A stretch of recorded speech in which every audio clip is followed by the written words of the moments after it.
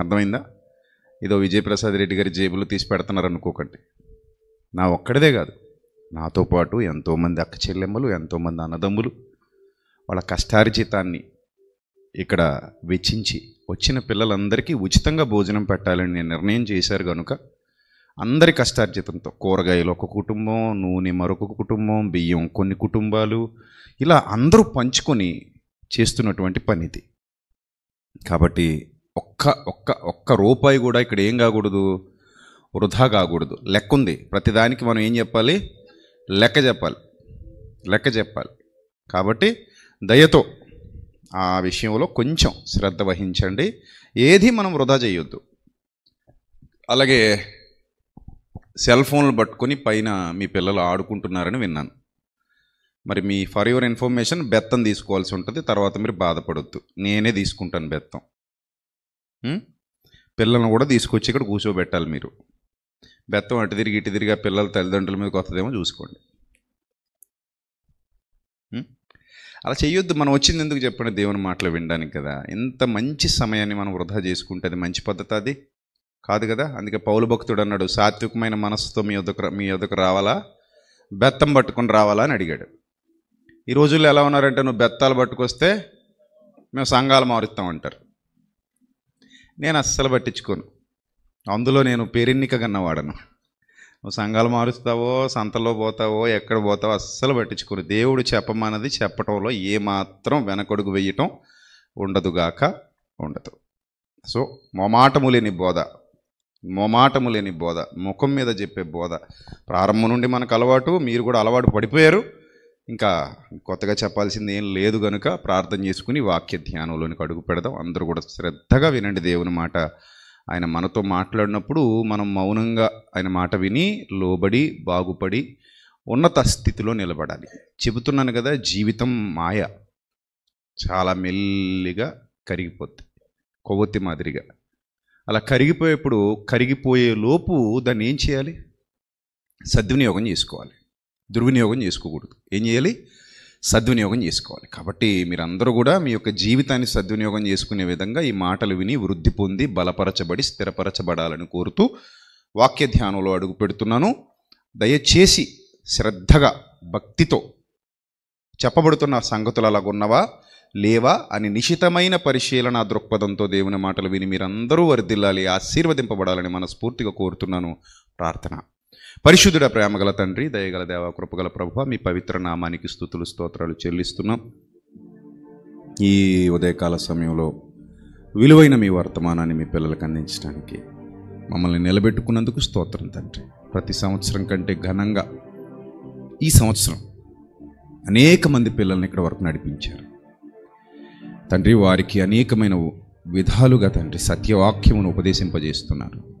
సేవకుల ద్వారా మాట్లాడుతున్నారు, గాయకుల ద్వారా, పాటల ద్వారా చక్కటి ఆలోచన వారి జీవితాల్లోకి వెళుతోంది తండ్రి. పరిచర్య అనేక విధాలుగా జరుగుతోంది. పరిశుద్ధుడైన మా తండ్రి, ఈ పిల్లలను దీవించండి, వారికి వెలుగు అనుగ్రహించండి, వారి హృదయాలను బలపరచండి, వారి ఆత్మీయ జీవితాలు కట్టండి తండ్రి, నిలబెట్టండి. మీ శక్తి చేత, మీ బలము చేత ప్రతి కుటుంబాన్ని కాపాడమని, అలాగే లైవ్ ద్వారా వీక్షిస్తున్నటువంటి ప్రియులైన దేవుని పిల్లలందరినీ జ్ఞాపకం చేసుకోండి. వారికి కూడా మీ కాపుదలు దయచేయండి. నిత్యజీవ ప్రయాణంలో తొట్టిల్లిపోయిన ఆత్మీయ జీవితాలను గ్రహించమని, శుద్ధమైన వెలుగుతో మమ్మల్ని ఆవరించి బలపరచమని తండ్రి. మీ కుమారుడైన క్రీస్తు మమ్మల్ని బలపరిచారు, మీ కుమారుడైన క్రీస్తు మమ్మల్ని ఆదరించారు, మా కొరకు ప్రాణమిచ్చారు, ఎన్నో విషయాలలో మమ్మల్ని ఉజ్జీవింపజేశారు. ఇప్పటికీ మమ్మల్ని బ్రతికింపజేస్తున్నారు. మేము చనిపోయిన తర్వాత మీతో కూడా ఉండాలి, మీ సన్నిధిలో ఉండాలి. నిత్య జీవాన్ని మేము స్వతంత్రించుకోవాలి.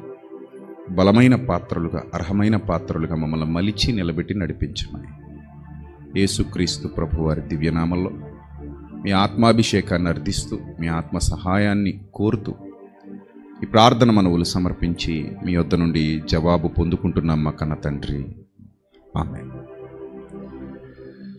ప్రియమైన దైవజనాంగమా, యేసుక్రీస్తు ప్రభు వారిని గూర్చి అనేక మంది ప్రవక్తలు అనేకమైన విషయాలు దేవుని ఆత్మ ప్రేరణ చేత పూర్వకాలమందే రచించారు. ఇవి ఎంత వింతగా ఉంటాయంటే, ఎప్పుడో జరగబోయేదాన్ని కళ్ళకు కట్టినట్టుగా చూసి రాసినట్టుగా వ్రాయడం అనేది మానవునికి సాధ్యమయ్యే సంగతి కాదు. ఈ ఒక్క పాయింట్ చాలు బైబిల్ ఎంత గొప్పదో మనిషికి అర్థమైపోవటానికి. ఏం అక్కర్లేదు.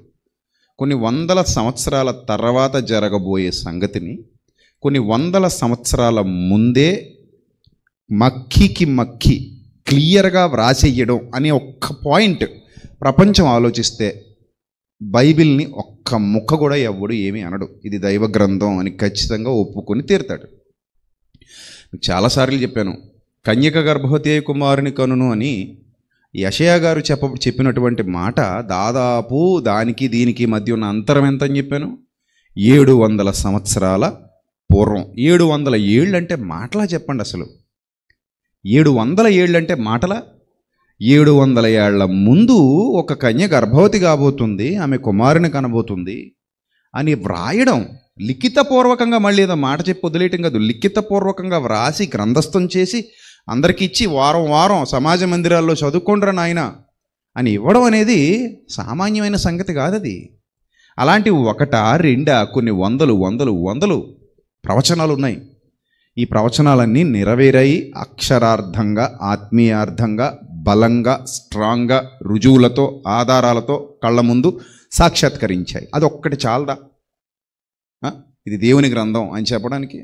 మనసు పెట్టి ఆలోచించిన వాడికి భయం పుడుద్ది. అవును, ఇది దేవుని గ్రంథమే, మామూలు గ్రంథం కాదు, సామాన్యమైన గ్రంథం కాదు, ఇది దైవ గ్రంథం కనుకనే, దేవుని మాటలు ఉన్నాయి కనుకనే అంత ఖచ్చితంగా ఇన్ని వందల సంవత్సరాల ముందు చెప్పినా కూడా అంత ఖచ్చితంగా మక్కి నెరవేరాయి. ఎక్కడా కూడా మిస్ఫైర్ అవ్వలేదు, ఎక్కడా కూడా మిస్యూజ్ అవ్వలేదు, కరెక్ట్గా జరిగిపోయాయి. అన్నట్టుగా ఉన్నట్టుగా ఏమైంది? జరిగిపోయింది. ఇది మనిషికి అర్థమైపోతుంది. ఇప్పుడు ఈ క్రమంలో దేవుడు వ్రాయించినటువంటి విషయాలు యేసుక్రీస్తు ప్రభువారు భూమి మీద అడుగుపెట్టే సమయానికి అపార్థాలు అయిపోయాయి. నిన్న కూడా చెప్పాను కదా, మొన్నటి నుంచి చెప్తున్నాను. ఈ మిస్యూజ్ చేయడం, వాక్యాన్ని మిస్యూజ్ చేయడం, మిస్అండర్స్టాండ్ చేసుకోవడం, వాక్యాన్ని ఎప్పుడైతే అపార్థం చేసుకుంటాడో ఇంకా దాన్ని సరైన కోణంలోకి వెళ్ళలేడు. అక్కడ నుంచి ఐడియాలజీ ప్రాబ్లమ్స్ వచ్చేస్తాయి, సిద్ధాంతపరమైన విభేదాలు వచ్చేస్తాయి. నేను అన్నదే రైటు, నేను చెప్పిందే కరెక్టు, ఇక మీరు ఎన్ని చెప్పినా నేను వినను, లాజిక్కులు వద్దు, ఉన్న మాటకు కట్టుబడిపోవాలంతే. ఉన్న మాటకి ఏమవ్వాలి? కట్టుబడిపోవాలి. ఇంకా లాజిక్కులు వద్దు. అసలు ఆయన ఏం చెప్పాడు, అసలు అలా ఎందుకు చెప్పుంటాడని కూడా ఆలోచించరు. దాని వెనక అంతరం ఏంటి, అసలు ఏ ఉద్దేశంతో వ్రాయించి ఉంటాడు ఆ మాటను కూడా కొంతమంది ఆలోచించరు. అంతెందుకు నిన్న మాట్లాడుకున్నాం, స్త్రీ మాట్లాడవచ్చా మాట్లాడకూడదు అంటే ఎప్పటికీ స్త్రీ నోరు నొక్కేసే వాళ్ళే ఉంటారు, మాట్లాడకూడదు అని అంటారు. అదే లేఖనం అలాగే ఉందంటారు. అలా కాదు నాయన, సందర్భం ఏంటి, ఆ సన్నివేశం ఏంటి, ఎందుకు ఆలోచించాలి కదా, కొంచెం దాని వెనకున్న పుట్టుపూర్వోత్తరాలు ఏంటో తెలుసుకోవాలి కదా. అంటే మాకు అవన్నీ అనవసరం. సరే, ఇప్పుడు స్త్రీ మాట్లాడితే వచ్చే నష్టం ఏంటంటే కూడా వాళ్ళ దగ్గర సమాధానం ఉండదు. స్త్రీ మాట్లాడితే వచ్చే నష్టం ఏంటని మనం అడిగామనుకోండి, వాళ్ళ దగ్గర ఏముండదు, ఇంకా సమాధానం ఉండదు. దేవుడు చెప్పాడు కదా, నోరు నొక్కేయండి అంతే. కొన్ని సంఘాల్లో ఆమెన్ అనకూడదట, కొన్ని సంఘాల్లో స్తోత్రం అనకూడదట, పాట పాడకూడదట స్త్రీ. మరి ఏం చేయాలి? ఇంకా అంతే ఇంకా ఆ మాత్రం శిలా విగ్రహాల్లో బతికేయాలి. ఎవరు ఒప్పుకోరు దీన్ని. మీ దేవుడు ఎంత క్రూరుడా అంటారు, మీ దేవుడు ఎంత భయంకరుడా అంటారు. అలాగా ఇది ఒక ఉదాహరణ మాత్రమే. ఇలాంటివి చాలా ఉన్నాయి, ఒకటి కాదు రెండు కాదు. అంటే లేఖనములను అపార్థం చేసుకోవటం. విద్యావిహీనులు, అస్థిరులైన వారు లేఖనాలను ఏం చేసుకుంటారు? అపార్థం చేసుకుంటారు. ఎప్పుడు కూడా ఒక విషయాన్ని ఆలోచించేటప్పుడు చాలా కోణాల్లో దాన్ని పరిశోధన చేయాలి. చాలా కోణాల్లో పరిశోధన చేసి అప్పుడు కొలిక్కి రావాలి. దానికి గ్రౌండ్ రియాలిటీ ఏంటో చూడాలి. మూఢత్వం పనికిరాదు, దేనికి అస్సలు పనికిరాదు. అందుకే నేను చెప్పే సంగతులు కొంతమందికి అర్థం కాక రాయి కింద పురుగుల్లాగా వెలుగుబడగానే కలకలం అయిపోయినట్టు కలకలం అవుతుంటారు. అయినా తప్పదు, చెప్పాల్సి ఉంటుంది. ఒక్కోసారి బ్యాటరీ లైట్ వేయగానే గబ్బిలలన్నీ బయటకు వచ్చేస్తాయి బొర్ర గుహల్లో లోపలికి వెళ్తే గబ్బిలలు ఉంటాయి. మరి ఇప్పుడు ఉన్నాయో లేదు తెలియదు, చాలా సంవత్సరాలు అవుతుందని వెళ్ళి బ్యాటరీ లైట్ వేసామనుకోండి, ఒక్కసారిగా వెలిక్కి జుమ్మున వస్తాయి బయటికి. అప్పుడు దాకా ఆ నిశిలో అలా బతుకుతున్నాయి నిశాచరులు నిశిలో బ్రతుకుతున్నాయి. అలాగా ఎప్పుడైతే వెలుగుబడిందో ఆటోమేటిక్గా కలకలం వచ్చేస్తుంది. అలా చాలామందికి ఒక మోస పద్ధతిలో ఉండిపోతారు. అలాగే శాస్త్రులు పరిచయులు కూడా ఒక పద్ధతికి అలవాటు పడిపోయారు. ఇప్పుడు ఆ పద్ధతులు మార్చడానికి ప్రభు వచ్చాడు. ఒక పద్ధతికి అలవాటు పడిపోయారు. అందులో ఈరోజు ఒక ఉన్నతమైన సందేశాన్ని మేము ముందుకు తీసుకొస్తున్నాను. చాలా జాగ్రత్తగా వినండి. ప్రతి పాయింట్లో దేవుని స్వరం మీకు వినపడుతుంది. ప్రతి పాయింట్ మీరు జాగ్రత్తగా పరిశీలన చేయండి. మెల్లనైన ఆయన స్వరం మీ హృదయాలలోనికి వెళుతుంది. రాత్రి కదా చెప్పాను, దేవుడు నానా విధాలుగా, నానా భాగాలుగా, నానా సమయాలలో మాట్లాడాడు. ఆ దినముల అంతమందు తన కుమారుని ద్వారా మాట్లాడాడు. నేటికి ఆయన సేవకుల ద్వారా, సత్యం ప్రకటించే వారి ద్వారా మాట్లాడుతూనే ఉన్నాడు, మాట్లాడుతూనే ఉంటాడు. అది దేవుని యొక్క విధి. ఆయన మాట్లాడకుండా ఉండలేడు. ఆయన మౌనిగా ఉండడు. అందుకే రాత్రి మీకు చెప్పాను, కన్నులుండి చూడనివాడు కాడు మన దేవుడు, చెవులుండి విననివాడు కాడు మన దేవుడు, నోరుండి మాట్లాడనివాడు కాడు మన దేవుడు, చేతులుండి పని చేయనివాడు కాడు మన దేవుడు, పాదములుండి నడవనివాడు కాడు మన దేవుడు. ఆయన అంతటా అన్నిటా వ్యాపించి ఉన్నవాడు, అందరి యందు వ్యాపించి ఉన్నవాడు. ఆయన పోలికలో, ఆయన స్వరూపంలో నరులను చేసినటువంటి సృష్టికర్త. ఆ నరులను ప్రేమిస్తున్నాడు. దేవుడు లోకమును ఎంత ప్రేమించాడో ఆ ప్రేమకు అవధులు లేవు, కొలతలు లేవు, వర్ణించలేము. అంత ప్రేమ మానవాళి ఎడల చూపిస్తున్నటువంటి కరుణా సముద్రుడు మన కన్న తండ్రి. మరి ఈ కరుణా సముద్రుడు వ్రాయించినటువంటి గ్రంథాన్ని పరిశోధన చేస్తుంటే ఆయా కాలాలలో, ఆయా సందర్భాలలో, ఆయా విధాలుగా గ్రంథకర్తలు సందర్భానుసారంగా, సమయానుకూలంగా, పరిస్థితులకు అనుగుణంగా కొన్ని విషయాలు వ్రాస్తూ వచ్చారు. కంప్యూటర్లో లేని కాలంలో మౌసుల గురించి మాట్లాడకూడదు, బ్యాటరీల గురించి మాట్లాడకూడదు, కెమెరాలు లేని కాలంలో. అర్థమైందా? కత్తులున్న కాలంలో పిడి గురించి మాట్లాడితే బాగుంటుంది. కంప్యూటర్లు ఉన్న కాలంలో మౌసు గురించి మాట్లాడితే బాగుంటుంది. కత్తులున్న కాలంలో మౌసు గురించి మాట్లాడితే చాలా చండాలంగా ఉంటుంది. ఆ మౌస్ అంటే ఏంటో వాళ్ళకి తెలియదు, దాన్ని అందుకు ఉపయోగించాలో తెలియదు, దానికి ఉపయోగించడానికి అవసరమైన పరికరం కూడా అప్పటికింకా కనిపెట్టబడలేదు. కాబట్టి ఆ కాలంలో కత్తుల గురించి, పిడుల గురించి మాట్లాడితే బాగుంది, ఈ కాలంలో కంప్యూటర్ల గురించి, మౌసుల గురించి మాట్లాడితే బాగుంది. ఈ ఉదాహరణ మీకు అర్థమైతే ఇర్మియా కాలంలో చెప్పాల్సినవి ఇర్మియా కాలంలోనే చెప్తాడు, యెహెజ్కేలు కాలంలో చెప్పాల్సినవి యెహెజ్కేలు కాలంలో చెప్తాడు, ఆదాము కాలంలో చెప్పాల్సినవి ఆదాము కాలంలో చెబుతాడు, అబ్రహాము కాలంలో చెప్పాల్సినవి అబ్రహాము కాలంలో చెబుతాడు, యేసుక్రీస్తు కాలంలో చెప్పాల్సినవి యేసుక్రీస్తు కాలంలో ఉంటాయి, పౌలు గారి కాలంలో చెప్పాల్సినవి పౌలు గారి కాలంలో ఉంటాయి, నా కాలంలో చెప్పవలసినవి నా కాలంలో ఉంటాయి. ఈ కాలం నీకు అర్థమైతే కంటిన్యూగా దేవుని సన్నిధిలో ఎదుగుతావు తప్ప కన్ఫ్యూజ్ అవ్వవు. ఈరోజు చాలామంది వచనాలకు అర్థం చేసుకోవడంలో కూడా కన్ఫ్యూజన్స్ ఉన్నాయి. ఎంత కన్ఫ్యూజ్ అయిపోతారో. సందర్భానుసారంగా చదవాలి. దాదాపు 1000 వచనాలు ఉన్నాయి బైబిల్ గ్రంథంలో, 30,000 చిలుకు వచనాలు ఉన్నాయి బైబిల్ గ్రంథంలో. మరి ఇన్ని వచనాలు శ్రద్ధగా, జాగ్రత్తగా అర్థం చేసుకుంటూ సందర్భానుసారంగా, సమయానుకూలంగా చదవాలి. మీకు ఆ కష్టం ఇవ్వకుండా బోధిస్తున్నాను నేను. మీకు ఆ కష్టం ఇవ్వకుండా ఏం చేస్తున్నాను? బోధిస్తున్నాను. అది మీరు అర్థం చేసుకోవాలి. ఓహో, అంటే మాకంటే ఇప్పుడు అమ్మ మనకంటే ముందు వంటగదిలోకి వెళ్ళిపోయి అన్ని కష్టాలు పడి కాళ్ళు చేతులు కాల్చుకొని శుభ్రంగా వంట చేసి పెట్టేస్తే నువ్వు హాయిగా వడ్డించుకుని ఏం చేస్తావు? తినేస్తావు. అదే నువ్వు వండుకుని తినాలంటే పెద్ద బడిన అయిపోద్ది. ఉప్పు ఎక్కడుందో తెలియదు, పప్పు ఎక్కడుందో తెలియదు, చింతపండు ఎక్కడుందో తెలియదు, కూరగాయలు ఎక్కడుందో తెలియదు మనకి. ఇవన్నీ తెలిసిన ఒకే ఒక మాస్టర్, వంట మాస్టర్ ఎవరు? అమ్మ, లేకపోతే భార్య. వాళ్ళు తెచ్చిపెట్టేస్తారు, అన్ని చక్కగా తెచ్చిపెట్టేస్తే చక్కగా తినేస్తాం. అలాగే బోధకుడు వండి వడ్డించి మీ కళ్ళ ముందు విస్తరలో ఇచ్చేస్తున్నప్పుడు ఆ అక్షయ ఆహారాన్ని శ్రద్ధగా తినేసి బలపడాలి మీరందరూ. అర్థమైందా? ఈ ఈజీ ప్రాసెస్ని మిస్ చేసుకున్నారనుకోండి, మళ్ళీ దొరుకుతుంది దొరకదు. అందుకే నేను అంటాను, ఎన్ని పనులున్నా పక్కన పడేయండి, సెల్ ఫోన్లు స్విచ్ ఆఫ్ చేసి పడేయండి. ఇది పండగ, ఎలాగూ సెలవులు ఉంటాయి, దండగ చేసుకోకండి.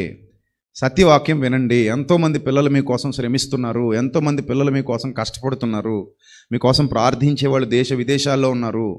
ఈ కార్యక్రమానికి సహకరించిన వాళ్ళు కూడా దేశ విదేశాల్లో ఉన్నారు, ఇక్కడ కూడా ఉన్నారు.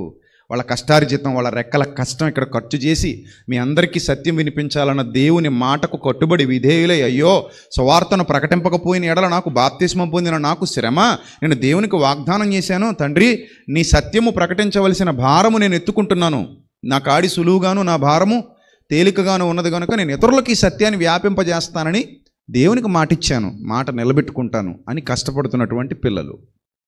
కాబట్టి ఒక్కసారి ఆ విషయాలు ఆలోచన చేద్దాం. ఎక్కడ శాస్త్రులు పరిసయ్యులు యేసు ప్రభువును అపార్థం చేసుకోవటం మొదలుపెట్టారు?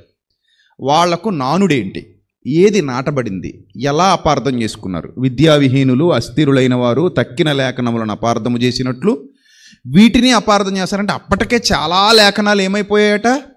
అపార్థం అయిపోయాయి.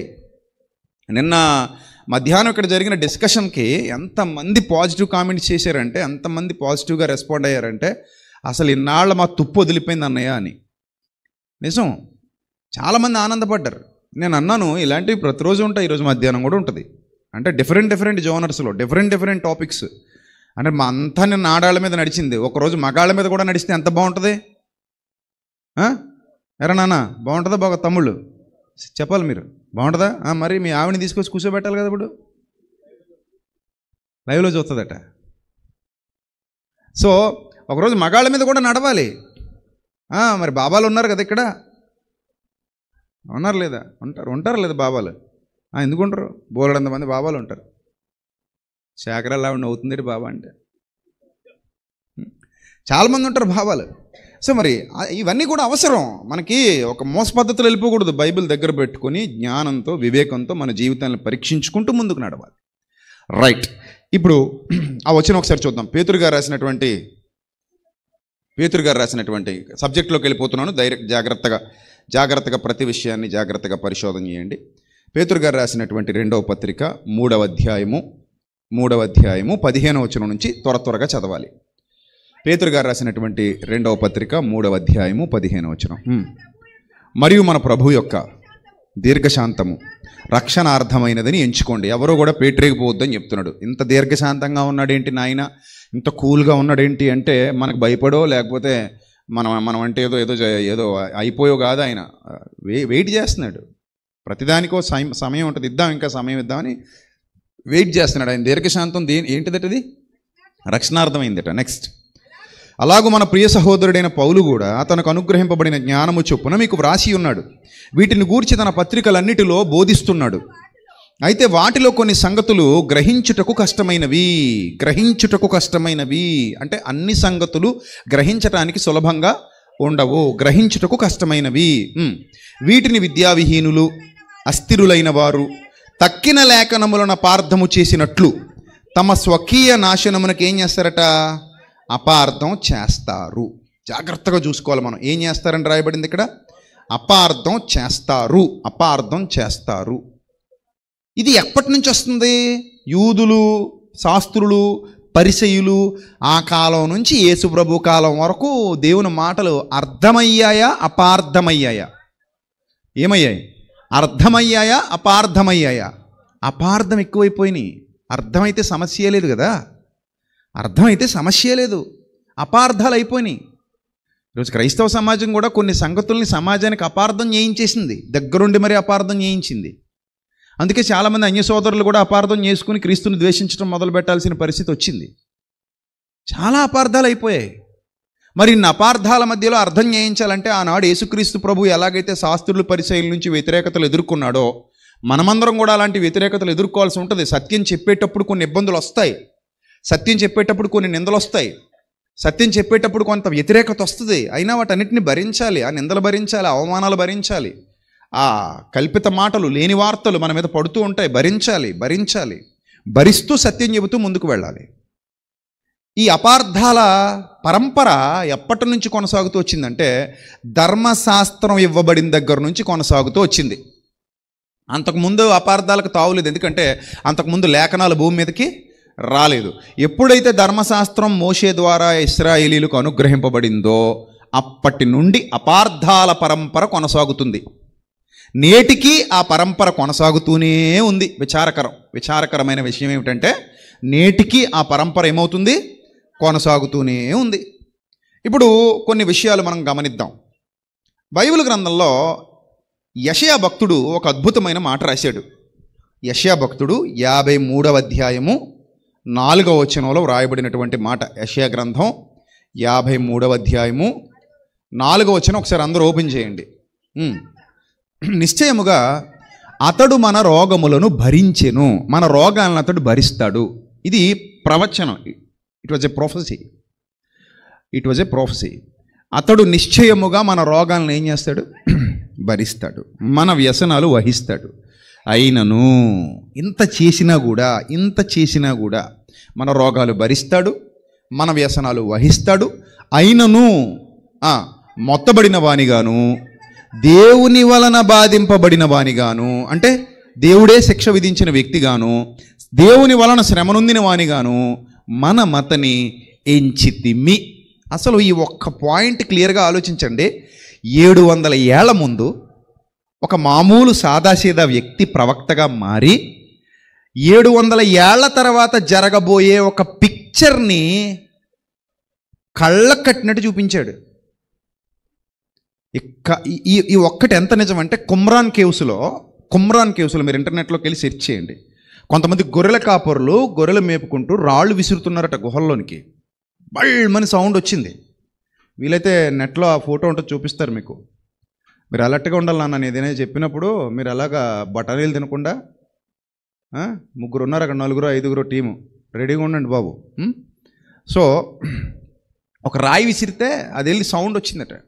సౌండ్ వస్తే ఏదో ఉందని చెప్పి ఆ పైకి వెళ్ళి చూసేసరికి అదిగో కుమ్రాన్ కేవ్స్ మీకు స్క్రీన్ మీద కనబడుతున్నాయి. పైకి వెళ్ళి చూసేసరికి అందులో పురాతన కాలపు వ్రాతప్రతులు దొరికాయి. పురాతన కాలపు వ్రాతప్రతులు. ఆ వ్రాతప్రతులలో యెషయా గ్రంథం చుట్టలు దొరికాయి. యెషయా గ్రంథపు చుట్టలు ఎంత అద్భుతం అంటే, ఆ చుట్టలలో ఆ పురాతన కాలపు ప్రతులలో ఏదైతే మక్కీ వ్రాయబడిందో సేమ్ డిట్టో ఈరోజు మన చేతుల్లో ఉన్న జీవగ్రంథంలో ఉంది. దేవుని నామానికి మహిమ కలుగునుగా. చూడండి ఆ పురాతన కాలపు ప్రతులు ఎట్టున్నాయో. ఈ పురాతన కాలపు ప్రతులలో వ్రాయబడినటువంటి మాటలు నేడు మన గ్రంథంలో ఉన్న మాటలు సేమ్ డిట్టో ఉన్నాయి. అంటే దీన్ని బట్టి మీరు అర్థం చేసుకోవచ్చు, దేవుని జ్ఞానం నాట నుండి నేటి వరకు ప్రజల మధ్యలో ఉంటూనే వస్తుంది. అదే రాత్రి చెప్పాను, ఆయన మాట్లాడతాడు, మౌనంగా ఉండు. నిన్న ఎవరు ప్రవీణ్ అన్న అన్నారు చూడండి, వాళ్ళ భార్య అంటారట, ఈయన ఎప్పుడు మాట్లాడుతూనే ఉంటాడు అన్నట్టు. అలాగా దేవుడు కూడా ఎప్పుడు మాట్లాడుతూనే ఉంటాడు. అందుకే మాట్లాడే దేవుడు అన్నాం ఆయన్ని. ఏమన్నాం? ఆయన స్వరము వినబడుతూనే ఉండాలి. ఆయన స్వరం వినబడితేనే మనం బాగుపడతాం. అది మెడిసిన్. అది ఆయన స్వరం మలినమైపోయిన మానవ జీవితానికి ఏంటి? మెడిసిన్. దేవుని మాటే మనకి మందు. ఆయన మనతో మాట్లాడతాడు. చూడండి, అదిగో ఇంకొక ఇమేజ్ చూపిస్తున్నాడు మీకు ఆ కుమ్రాన్ కేవ్స్కి సంబంధించి. ఇందులో రాయబడిన మాట యెషయా గ్రంథం 53వ అధ్యాయం 4వ వచనంలో, నిశ్చయంగా అతడు మన రోగాలు భరించాడు. నిశ్చయంగా అతడు మన రోగాలు ఏం చేశాడు? భరించాడు. ఇది ప్రవచనం, నెరవేరాలి. ప్రవచనం ఇది. అంటే మన రోగాలు భరించేవాడు ఒకడు రావాలి. ప్రవచనం ఏంటి చెప్పండి? నిశ్చయంగా అతడు మన రోగాలు భరించాడు అంటే మన రోగాన్ని తీసేసుకునేవాడు ఒకడు రావాలి. ఇప్పుడు రోగం తీసేసుకునేవాడు రావాలంటే రోగం గట్టిగా ఉండాలి సమాజంలో. దానికి ముందు నుంచి పునాది వేయాలి. ఈ ప్రవచనానికి నెరవేర్పు అంటే ముందు నుంచి పునాది వేయాలి. సెమినార్ అనగానే ఇక్కడ చిన్న రేకు కుర్చీ, ముందుగా ఒక రేకు బల్ల, పైన ఇంకేమీ లేకుండా ఎండ, 4 కుర్చీలు పడేసి లేదా కింద బరకాలు పరిచేసి కూర్చొని చక్కగా సెమినార్ చేసేద్దామంటే వస్తారట. మీరు ఒకరోజు వస్తారు, చూస్తారు, అటు ఇటు చూస్తారు. ఏమండి ఏముందండి ఇక్కడ, ఈ కింద బరకాలు వేసేటండి, ఎండలో కూర్చోవాలండి మనం. అవునండి. ఆయన ఎక్కడ ఉన్నాడండి? అదిగా ఆయన రేకు కుర్చీ వేసుకుని వెనకాల కూర్చున్నాడండి. అంటే మనకు కనబడ్డండి, ఆయన కనబడ్డండి. ఓహో, మనం ఇలా చూడాలండి ఆయన్ని. అవునండి, ఇలా చూడాలండి. స్టేజ్ ఎక్కడండి? ఇంత సిరాగ్గుంటేమే ఉండమండి అంటారు. అంటే ఇక్కడ ఈ ఏదో గాంధీ తాత వేసం వేస్తే కళ్ళజోడు, బోడుగుండు, కర్ర ఉండాలన్నట్టు సెమినార్ అంటలోకి మళ్ళీ ఇవన్నీ ఉండాలి, సెటప్ ఉండాలి. ఈ సెటప్ ఏమి లేకపోతే మనకి ఇక్కడ వర్కౌట్ అవ్వదు. వచ్చాం, కూర్చున్నాం, చక్కగా అన్నీ చూస్తున్నాం, వింటున్నాం, నేర్చుకుంటున్నాం. ఈ సెటప్ ఉంటే బాగా నేర్చుకుంటారు. అర్థమైందా? అలాగే ఇక్కడ ఒక ప్రవచనం నెరవేరాలంటే దానికి ఒక సెటప్ ఉండాలి. మరి అతడు మన రోగములను భరించెను అన్నప్పుడు రోగులు ఉండాలా వద్దా? ఉండాలా? లేకపోతే మరి ప్రవచనం ఏమైపోద్ది? నిరర్థకం అయిపోద్ది. అతడు మన రోగములను భరించెను అన్న మాట నెరవేరాలి. నెరవేరకపోతే సున్నైన పూలైనా, ఆకాశం భూమి గతించిపోవాలేమో కానీ నా మాటల్లో సున్నైన పూలైనా ఏమవ్వకూడదు, అస్సలు తప్పకూడదు, గతించకూడదు. అంటే ఖచ్చితంగా అది ఏమవ్వాలి? నెరవేరాలంటే రోగులు ఉండాలి. ఇప్పుడు ఏం జరుగుతుంది ప్రాసెస్ అంటే, యేసు ప్రభు వారి కాలానికి భయంకరమైన రోగులు ఉన్నారు. భయంకరమైన రోగులు. ఇంకా దురాత్మలు కూడా పట్టి వాళ్ళకు రోగాల మీద రోగాలు తెచ్చిపెట్టాయి. దురాత్మ పట్టిన ప్రతివాడికి ఏముంటుందని చెప్పాను మీకు? రోగం ఉంటుంది, నడు వంగిపోవటం కానీ, మొగతనం కానీ, చెవుడు కానీ, ఇలా రకరకాల రోగాలు, మూర్ఛవ్యాధి కానీ, మూర్ఛవ్యాధితో నురుగొక్కోవడం, ఇలాంటి ఇత్యాది వ్యాధులు దయ్యం పట్టి ఆ దురాత్మ వలన కలిగేవి. అది బైబిల్ గ్రంథం సరిగ్గా చదివే వాళ్ళకి అన్నీ అర్థమైపోతాయి. నిశితంగా పరిశోధన చేస్తే దయ్యం పడితే రోగం ఉంటుందన్నమాట. రోగం ఉన్నవాడికే దురాత్మ ఉంది. ఆ రోజుల్లో రోగం 12 ఏళ్ళ నుంచి 18 ఏళ్ళ నుంచి నడు వంగిపోయిందట ఒక దురాత్మ బట్టి. కేకలు అరుపులు లేవు ఆవిడ దగ్గర, నడు వంగిపోవడం ఒకటే ఉంది. పిచ్చి చూపులు చూడడం, ఇలా చూడడం అలాంటివి ఏమి లేవు. సినిమాల్లో చూపించినట్టు జుట్టు ఇలా ముందు వేసేసుకుని ఇలా అనడం అలాంటివి ఏమి ఉండవు. నడు వంగిపోయింది, 18 సంవత్సరాలుగా వంగిపోయింది దయ్యం బట్టి.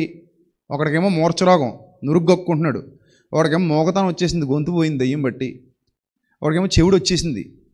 ఇవన్నీ యేసుప్రభువు భరించాలి. ఇప్పుడు అతడు మన రోగములను భరించని ప్రవచనం నెరవేరాలి. ఇప్పుడు ఇశ్రాయేలీయులందరూ దేనికోసం ఎదురు చూడాలి? ఒక సైన్ ఇచ్చేశాడు దేవుడు, ఒక సైన్. దాన్నే సూచన, సంకేతము. ఆ సంకేత మందిరమునకు మనం వెళ్ళబోతున్నాం. ఒక సైన్ జరగబోతుంది, పబ్లిక్లో జరగబోతోంది. ఈ ప్రాఫెసీ ఎక్కడ నెరవేరబోతుంది? పబ్లిక్లో నెరవేరబోతుంది. ఆ పబ్లిక్లో నెరవేరబోయే ప్రాఫెసీ కొరకు సమాజం ఎదురు చూస్తూ ఉండాలి. కానీ ఎందుకో ఇశ్రాయేలీయులకి ఎదురుచూపు లేదు. ఇప్పుడు మీరున్నారు కదా, మిమ్మల్ని ఇశ్రాయేలీయుల్ని పక్కపక్కన పెడితే వాళ్ళకి ఎలాంటి ఎదురుచూపు ఉండాలో మనకి కొన్ని ఎదురుచూపులు ఉన్నాయి, మనకి కొన్ని నిరీక్షణలు ఉన్నాయి. కానీ చాలామందికి ఇప్పటికే అవి లేవు. మనకుందా లేదా నిరీక్షణ? సైన్స్ ఉన్నాయా? సూచనలు ఉన్నాయా? మనకి లేవా? ఉన్నాయి. ఈ సూచనలతో పాటు నిరీక్షణ ఉండాలా వద్దా? ఉండాలి. ఎదురుచూపులనే ఉన్నాయా మనకి? ఇంకే ఎదురుచూపులు లేవా? ఉన్నాయి. మనకి ఎదురుచూపులు ఉన్నాయి, మనకి నిరీక్షణ ఉంది, మనకి సూచనలు ఉన్నాయి. కానీ మనం ఇవన్నీ గాలికి వదిలేసి మనం ఎలా అయితే హ్యాపీగా తినుము తాగుము సంతోషించము, నోహు దినములలో ఎలాగుండెనో మనుష్య కుమారుని దినములలోనూ అలాగే ఉండును అన్నట్టు మనుషులు వ్యవహార శైలి కనబడుతుంది. సేమ్ ఇశ్రాయేలీయులు కూడా అలాగే ఉన్నారు. వచనాలు అయితే రాసుకున్నారు, చదువుకున్నారు, కానీ ఇవి నెరవేరుతున్నాయా లేదా అనేవి పట్టించుకోవడం మానేశారు. అతడు మన రోగములను భరించెను, వహించెను. ఇది నెరవేరాలి అంటే రోగాలు ఫుల్ ఉండాలి రోగాలు. ఇప్పుడు యేసుప్రభువు వారు వచ్చే సమయానికి కొన్ని రోగాలు ఉన్నాయి.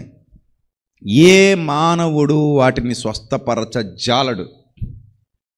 తగ్గితే వాటంతట తగ్గాలి, లేదా ఆ రోగంతో వాడు చావాలి, లేదా బయటకు వెలివేయబడాలి. అలాంటి భయానకమైన రోగాలు ఆ రోజుల్లో ఆవహించి ఉండేవి. చాలా ప్రమాదకరమైన రోగాలు. అందులో ఒకటి కుష్ఠవ్యాధి. అందులో ఎన్ని రకాలు ఉన్నాయో, ఎన్ని రకాల కుష్ఠలు ఉన్నాయంటే ఒకటి కాదు. కుష్ఠరోగంలో ఒకటి కాదు, అమ్మో రకరకాల లెపర్సీస్. ఒక్క లెపర్సీ కాదు, రకరకాలు ఉన్నాయి. అదిగో చూడండి, మీకు స్క్రీన్ మీద కనబడుతుంది. ఒక్కొక్కటి ఒక్కో రకం అనమాట లెపర్సీ అంటే. మీ స్క్రీన్ మీద చూస్తున్నారుగా, ఒక్కొక్కటి ఒక్కో రకం. ఆ ఇమేజ్ క్లియర్ చూపించు. వస్తాయా వీటికి? ఓకే సరే, చూసుకోండి. సో ఆ లెపర్సీస్ ఎంత ప్రమాదకరమైనవంటే, ఎంత భయానకమైనవంటే, లైవ్లో ఇవ్వకపోయినా బయట ఇక్కడ చూపించవచ్చుగా స్క్రీన్ మీద.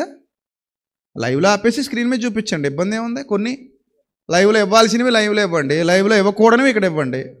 మనకెవడెత్తారు కాపీరైట్ ఇక్కడ? రైట్. సో అలాంటి ప్రమాదకరమైన భయంకరమైనటువంటి లెపర్సీ, అందులో ఎన్నో రకాలు, ఎన్నో చిత్ర విచిత్రమైన ఉంటాయి. స్క్రీన్ మీద మీకు ఒక్కొక్కటి అక్కడ చూపిస్తాడు. లైవ్లో సాధారణంగా మరి ఇమేజ్ ఏదో ఈ ప్రాబ్లమ్స్ ఉన్నాయట, చూడండి అది ఎంత భయానకంగా ఉన్నాయో లెపర్సీ అనేది. సో ఇలాంటి ప్రమాదకరమైనవి, భయానకమైనవి ఎన్నో ఉన్నాయి. లైవ్లో వద్దులేనన్నా, లైవ్లో నార్మల్గా ఉన్నవి ఏమైనా చూపించండి, ఇక్కడ చూపించండి ఇక్కడున్న పిల్లలకి. సో అలాంటి ఒక ప్రమాదకరమైన వ్యాధి కుష్ఠవ్యాధి. మీరు లేవీకాండం 13వ అధ్యాయం, లేవీకాండం 13వ అధ్యాయం 14వ అధ్యాయం ఇంటికి వెళ్ళాక మొత్తం చదవండి. ఇంటికి వెళ్ళాక ఎందుకు, ఇక్కడే చదవండి. మధ్యాహ్నం ఖాళీగా ఉంటారు కదా, సాయంత్రం ఇప్పుడు 13వ అధ్యాయం చదవాలి, 14వ అధ్యాయం చదవాలి. ఈ 13, 14 అధ్యాయాలు మీరు చదివితే మీకు అర్థమవుతుంది అది ఎంత ప్రమాదకరమైనదో. చూడండి, ఆ ఫేసెస్ చూడండి ఎలా అయిపోయావు. కుష్ఠవ్యాధి వస్తే అలా ఉంటుంది శరీరం. అదిగో కాళ్ళు కానివ్వండి, చేతులు కానివ్వండి, ఒక్కటి కాదు, ఇందులో 100 రకాలు ఉన్నాయి. 100 రకాలు ఉన్నాయి ఈ వ్యాధిలో. అంత భయానకంగా చర్మం మారిపోయి వేళ్ళు ఊడిపోవటం, వేళ్ళు అలా పురుగు తిన్నట్టు కొవ్వొత్తి కరిగినట్టు కరుగుతా వెళ్ళిపోతాయి అన్నమాట. అందుకే చూడండి, వేళ్ళు ఇందాక ఫస్ట్ ఇమేజ్లో మీకు చూపించాడు ఎంత భయానకంగా ఉన్నాయో. నాన్న లైవ్లో ఎవకివే ఎందుకు మళ్ళీ మనకు తలపోటు మంచి మంచి మెసేజ్లు ఆగిపోతాయి. అది మళ్ళీ యూట్యూబ్ పడితే మనకు గొడవ ఎందుకు? రైట్. ఈ చూడండి, ఈ ప్రమాదకరమైనటువంటి ఈ చేతులు కాళ్ళు ఇలాగ అయిపోవడం, ఇంత భయానకమైన పరిస్థితి కుష్ఠవ్యాధిగ్రస్తులకు ఉండేది. అప్పట్లో మెడిసిన్స్ లేవు. లేవికాండం 13వ అధ్యాయం మీరు స్టార్టింగ్ నుంచే విధులు ఉంటాయి. దేవుడు ఏమంటాడంటే, అంటే ఎందుకు ఈ విధులు పెట్టాడంటే 13వ అధ్యాయంలో 2వ వచనం నుంచి మీరు చూడొచ్చు. కుష్ఠ కానీ ఈ మచ్చలు కానీ కనబడిన ఎడల రావాలి. ఇప్పుడు 13వ అధ్యాయం 9వ వచనం నుంచి చూద్దాం. లేవికాండం 13వ అధ్యాయం 9వ వచనం. కుష్ఠపొడ ఒకనికి కలిగిన ఎడల యాజకుని యొద్దకు వాడిని తీసుకురావాలి. ఆ యాజకుడు వాడిని చూడగా తెల్లని వాపు చర్మం ముందు కనబడిన ఎడల, అది వెంట్రుకలు తెల్లబారిన ఎడల, వాపులో పచ్చి మాంసం కనబడిన ఎడలది వాని దేహ చర్మం ముందు పాతదైన కుష్ఠము. చూసారా, ఇక్కడ రూల్స్ అండ్ రెగ్యులేషన్స్ ఉంటాయి. వాడు యాజకుడి దగ్గరకు వచ్చినప్పుడు ఆ కుష్ఠవ్యాధిగ్రస్తుడు యాజకుడు అబ్జర్వ్ చేస్తాడు. పవిత్రుడైతే లోపలికి రాణిస్తాడు, అపవిత్రుడైతే బయటికి గెంటేస్తారు. ఇక మళ్ళీ అతడు ఆ పాళెములోనికి, గ్రామము లోపలికి పొలిమేర దాటి రావటానికి వీలు లేదు. కొన్ని 100 సంవత్సరాల పాటు మందులు కనిపెట్టబడేంత వరకు, వైద్య రంగం అభివృద్ధి చెందేంత వరకు చాలామంది కుష్ఠవ్యాధిగ్రస్తులు రోడ్ల మీద ఉండేవారు, ఊరవతలు ఉండేవారు. అక్కడే కాదు, ఆ దేశంలోనే కాదు, చాలా దేశాలలో జరిగిన తంతిది. చాలా దేశాలలో ఈ విధంగానే వెలివేతలకు గురయ్యారు కుష్ఠవ్యాధిగ్రస్తులు. వాళ్ళకేం తెలుసు రోగం వచ్చింది? రోగం వచ్చినోడు ఏం చేస్తాడు? అతనేం చేయగలడు రోగం వస్తే? అంతేనా? రోగం వచ్చింది, ఏం చేయగలం? ఎవడు కావాలని కోరుకుంటాడు? రోగం ఎవడైనా రావాలని కోరుకుంటాడా? ఎవడు కోరుకోడు రోగం రావాలని. అందరూ ఆరోగ్యంగా ఉండాలని కోరుకుంటాం, అదే ప్రార్థన చేస్తాం. అందరికీ చర్మం బాగుండాలని కోరుకుంటాం, సంతోషంగా ఉండాలని కోరుకుంటాం, ఆనందంగా ఉండాలని కోరుకుంటాం. కానీ నాకు రోగం రావాలి, నేను రోగం బారిన పడాలి, నా చేతులు కాళ్ళు ఇలా కుళ్ళిపోవాలని ఎవడన్నా అనుకుంటాడా? అది అలా ఉండేవారట. ఊరవతల పడి ఉండేవారు. వాళ్ళకి భోజనం కూడా సరిగా దొరికేది కాదు. వాళ్ళకి అన్నం పెట్టడానికి కూడా ఎవరు ఇష్టపడేవారు కాదు. మనం చూసాం కదా, మొన్న కరోనా వచ్చినప్పుడు క్వారంటైన్లో ఉన్న వాళ్ళ దగ్గరికి ఎవడైనా వెళ్ళేవారేటి?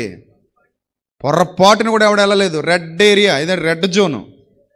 ఇంకా రెడ్ జోన్ అనేసరికి అమ్మ అసలు వెళ్ళకూడదు అక్కడికి. మనోళ్ళైనా సరే భయం. ఎందుకంటే ఇంక అంతే, ఎవడ ఆరోగ్యం వాడికి గొప్ప, వాడికి ముఖ్యం. ఎవడ ప్రాణం వాడికి ముఖ్యం. అది ఆ రోజుల్లో మందు లేదు. ఈ కుష్ఠరోగుల దగ్గరికి వెళితే ఇంకా అంటుకుందంటే ఇతను కూడా ఊర్లోంచి వెళ్ళేసేస్తారు. అంటుకుందంటే ఇతను కూడా నాన్న వాళ్ళు ఎవరో దగ్గరికి రారు. అన్నానికి, బట్టకి, తిండికి, నివాసానికి ముఖం వచ్చిపోవాలి. బంధాలకి, బంధుత్వాలు కూడా ముఖం వచ్చిపోవాలి. ఒకవేళ తల్లో, తండ్రో, భార్యో, భర్తో ఎవరో ఒకరు ప్రేమ చూపించి ఇంట్లోకి చేర్చుకుందాం అనుకున్నా కూడా చుట్టుపక్కల వాళ్ళు ఒప్పుకోరు, వీళ్ళందరినీ వెళ్ళేస్తారు.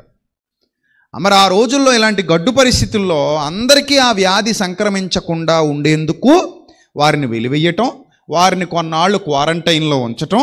ఆ క్వారంటైన్లో కొన్నాళ్ళు ఉన్న తర్వాత ఒకవేళ వాళ్ళ వ్యాధి గనక తగ్గితే యాజకుడి దగ్గరకు వచ్చి చెకప్ చేయించుకునేవారు. యాజకుడా, ఇదిగో నా దేహాన్ని చెక్ చేయి, మచ్చ తగ్గింది, పొడ తగ్గింది, కుష్ఠ తగ్గింది, నేను బాగున్నాను, ఇప్పుడు నువ్వు క్లియర్గా చెక్ చేసిన తర్వాత నన్ను అనుమతిస్తే, ముద్ర వేస్తే, సీల్ వేస్తే, నువ్వు సంతకం పెట్టి అప్లికేషన్ ఇచ్చేస్తే, లేదా పర్మిషన్ ఇచ్చేస్తే నేను ఎక్కడికి వెళ్ళిపోతాను? ఊర్లోకి వెళ్ళిపోయి మా వాళ్ళందరినీ కలుసుకుని వాళ్ళతో హాయిగా పూర్వపు జీవితం ఎలాగుండేది అలా హ్యాపీగా బతుకుతానయ్యా అని అడిగేవారు. కొంతమందికి తగ్గేది, కొంతమందికి తగ్గేది కాదు. ఏం తగ్గుతాయి చూశారు కదా, ఎలా ఉన్నాయో అవి, ఎంత ప్రమాదకరం చూశారు అవి. అంత ఈజీగా తగ్గేవా అవి? ఘోరం. ఆ మచ్చలు చూస్తుంటేనే భయం వేస్తుంది, ఎలా భరించేవారు నాయన అని. ముఖముక్కలో రక్తం కారిపోతుంటుంది. చూడండి పాపం ఆయన పరిస్థితి చూడండి ఎలా ఉన్నాడో. మొత్తం వేళ్ళు తినేసాయి చూడండి, స్క్రీన్ మీద మీకు కనబడుతున్నాడు. మొత్తం వేళ్ళు తినేసాయి, మొత్తం వేళ్ళు తినేసి అంత ప్రమాదకరమైన పరిస్థితి అయింది. అంత ఇబ్బందికరమైన పరిస్థితిలో ఉండేవాడు ఆయన. మరి ఇలాంటి వ్యాధి కానీ మనకు వస్తే తట్టుకోగలమా? భరించగలం? అసలు ఆ బాధ భరించలేం. ఇలాంటి వాళ్ళందరూ ఉన్నారు ఆ రోజు. వీళ్ళు సమాజానికి పబ్లిక్గా కనబడరా? కుష్ఠవ్యాధి ఉన్నవాడు కనబడతాడా? ఐడెంటిఫై అవుతాడా? అయ్యో పక్కాగా ఐడెంటిఫై అవుతాడు. చూడగానే గుర్తుపట్టేస్తాం. దగ్గరికి కూడా వెళ్ళాం, అమ్మో కుష్ఠది, అమ్మో పొడ, అమ్మో రక్తం కారుతుంది, చీము నెత్తురు, కురుపులు, ఒంటి నిండా కురుపులు, కుక్కలు వచ్చి కురుపులు నాకుతాయి. బాలేదు పరిస్థితి, భయంకరమైన పరిస్థితి అది, ఇబ్బందికరమైన పరిస్థితి అది. ఇలాంటి పరిస్థితిలో చాలామంది కాలం గడుపుతూ ఉండేటువంటి దుర్దినాలు అవి. ముక్కు రాలిపోద్దట, నాడీ వ్యవస్థ అంతా బలహీనపడిపోద్ది, స్కిన్ తేడా వచ్చేస్తే బోన్స్ అన్నీ వీక్ అయిపోతాయి. చూడండి, అందుకే లేవీకాండం 13వ అధ్యాయంలో 38వ వచనం ఒకసారి చదవండి. ఏమంటున్నాడు? మరియు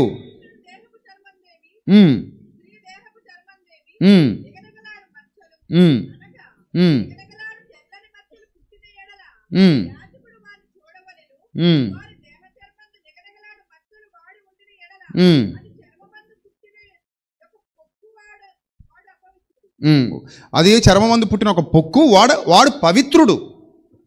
యాజకుడు ఒకరిని చూసి చెక్ చేయాలి, ఇది ఈ రకంగా ఉంటే అది ప్రాబ్లం కాదు, వాడు పవిత్రుడే, వాడిని రానివచ్చు. కానీ కొంచెం క్వారంటైన్లో ఉంటూ జాగ్రత్తగా ఉండాలి. తగ్గిపోయిన తర్వాత హ్యాపీగా అందరితో ఉండొచ్చు. కానీ కుష్టుంటుంది చూడండి, 45వ వచనంలో చెప్తాడు దాని గురించి. అందుకే మీరు 13వ అధ్యాయం మొత్తం చదవండి అంటున్నాను, ఇప్పుడు టైం లేదు. మొత్తం క్లియర్ ఇన్ఫర్మేషన్ ఉంటుంది. మీరు ఇంగ్లీష్లో చదివితే డాక్టర్లకు కూడా అర్థమైపోయేంతటి చక్కటి భాషలో ఇంగ్లీష్ బైబిల్లో కూడా వ్రాయబడింది ఇదే విషయం, ఇదే అధ్యాయం. 13-14 అధ్యాయాలు మీరు చదవచ్చు. ఇక 45వ వచనం చదువుదాం. ఆ పొడగల కుష్ఠరోగి వస్త్రములను చించేయాలట, వాడు తల విరబోసుకోవాలట, వాడు తన పై పెదవి కప్పుకోవాలట, అపవిత్రుడునని బిగ్గరగా అందరికీ చెప్పాలట. ఎందుకు చెప్పాలి? తెలియదు కదా, మరి తెలియకపోతే వాళ్ళు బలైపోతారు కదా, అందరికి అంటించేస్తారు కదా. లెప్పర్సీలో చాలా రకాలు ఉన్నాయి. ఐ లెప్పర్సీ ఉంది, బోన్ లెప్పర్సీ ఉంది. బోన్ తినేస్తుంది, మొక్కల కింద బోన్ తినుకుంటూ వెళ్ళిపోద్ది. ఇప్పుడు ఆ వేళ్ళు చూశారు కదా, ఆ వేళ్ళు అంటే ఓన్లీ చర్మం పోయిందా, ఎముకలు కూడా పోయాయా? మీరు చూసిన ఇమేజెస్లో చర్మమే పోయిందా, ఎముకలు కూడా పోయాయా? ఎముకలు కూడా పోయాయి, చూసారు? అదిగో ఎముకలు ఎలా తినుకుంటా పోయిందో చూసారా? అంటే ఎముకలు తినేస్తుంది ఆ వ్యాధి, ఎముక ఉండదు దానికి.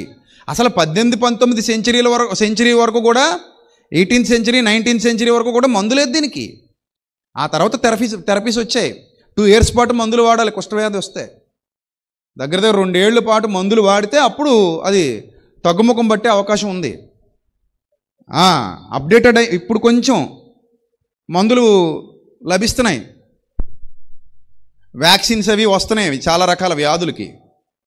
18th సెంచరీ వరకు, 19th సెంచరీ వరకు శాస్త్రరంగం అభివృద్ధి చెందేంత వరకు ఎంతోమంది దీని బారిన పడ్డారు, బాధలు పడ్డారు. అలాంటి ఒక ప్రమాదకరమైన మహమ్మారి ఈ కుష్ఠవ్యాధి. ఇప్పుడే ఇంత భయానకంగా ఉందంటే ఈ ఇమేజెస్ అన్నీ ఎప్పుడు తీసినవి? యేసుప్రభు కాలంలో తీసినవా? మరి ఎప్పుడు తీసినవి చెప్పండి? కెమెరాలు వచ్చాక తీసినవి. కెమెరాలు వచ్చాకనే ఎలాంటి భయంకరమైనటువంటి ఇమేజెస్ కనబడుతున్నాయి అంటే ఏంటి? కొద్ది గొప్ప వైద్యం అభివృద్ధి చెందాక. మరి వైద్యం అభివృద్ధి చెందిన కాలంలో ఎలా ఉండేది అంటారు? మీ ఊహలకు వదిలేస్తున్నాను నేను, మీ అంచనాలకు వదిలేస్తున్నాను నేను. వైద్యం అభివృద్ధి చెందిన కాలంలో ఆ కుష్ఠవ్యాధిగ్రస్తులు ఎంత ప్రమాదకరమైన పరిస్థితులు ఉండేవారు, ఎంత బాధాకరమైన పరిస్థితులు. ఎవరి దగ్గరికి రానిచ్చాడు? Even our India also.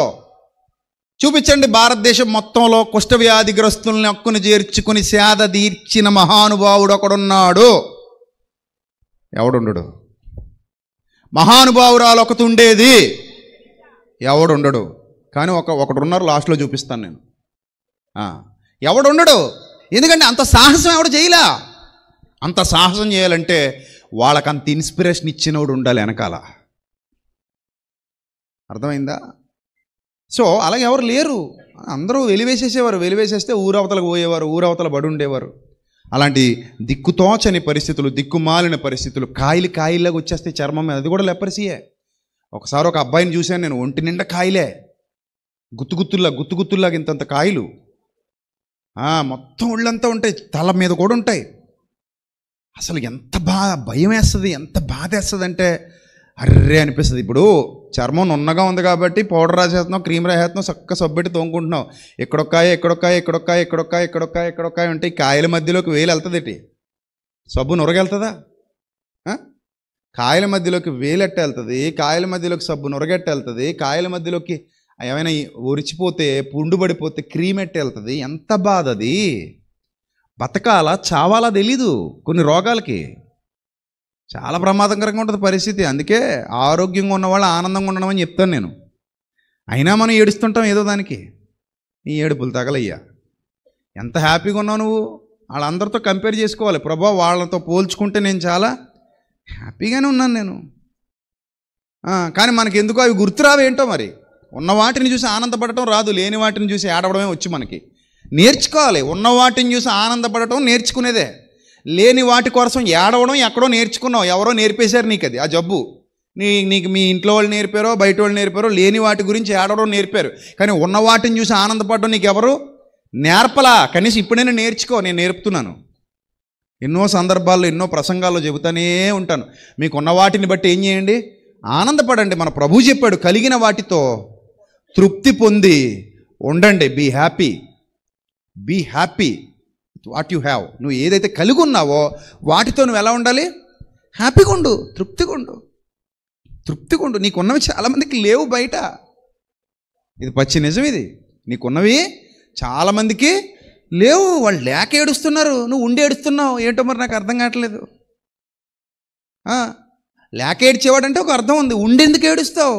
ఎన్నో ఉన్నాయి నీకు, ఎన్నో విషయాల్లో నువ్వు చాలా అదృష్టవంతుడివి. సో బీ హ్యాపీ, సంతోషంగా ఉండు. అమ్మయ్యా అనుకో, హ్యాపీగా ఎంజాయ్ చేయి, ఆనందంగా ఉండు. అవన్నీ వదిలేసి ఈశ్వరో మా దేవుడు అంటే ఎడుతా కూర్చున్నావంటే ఏమనాలి నిన్ను?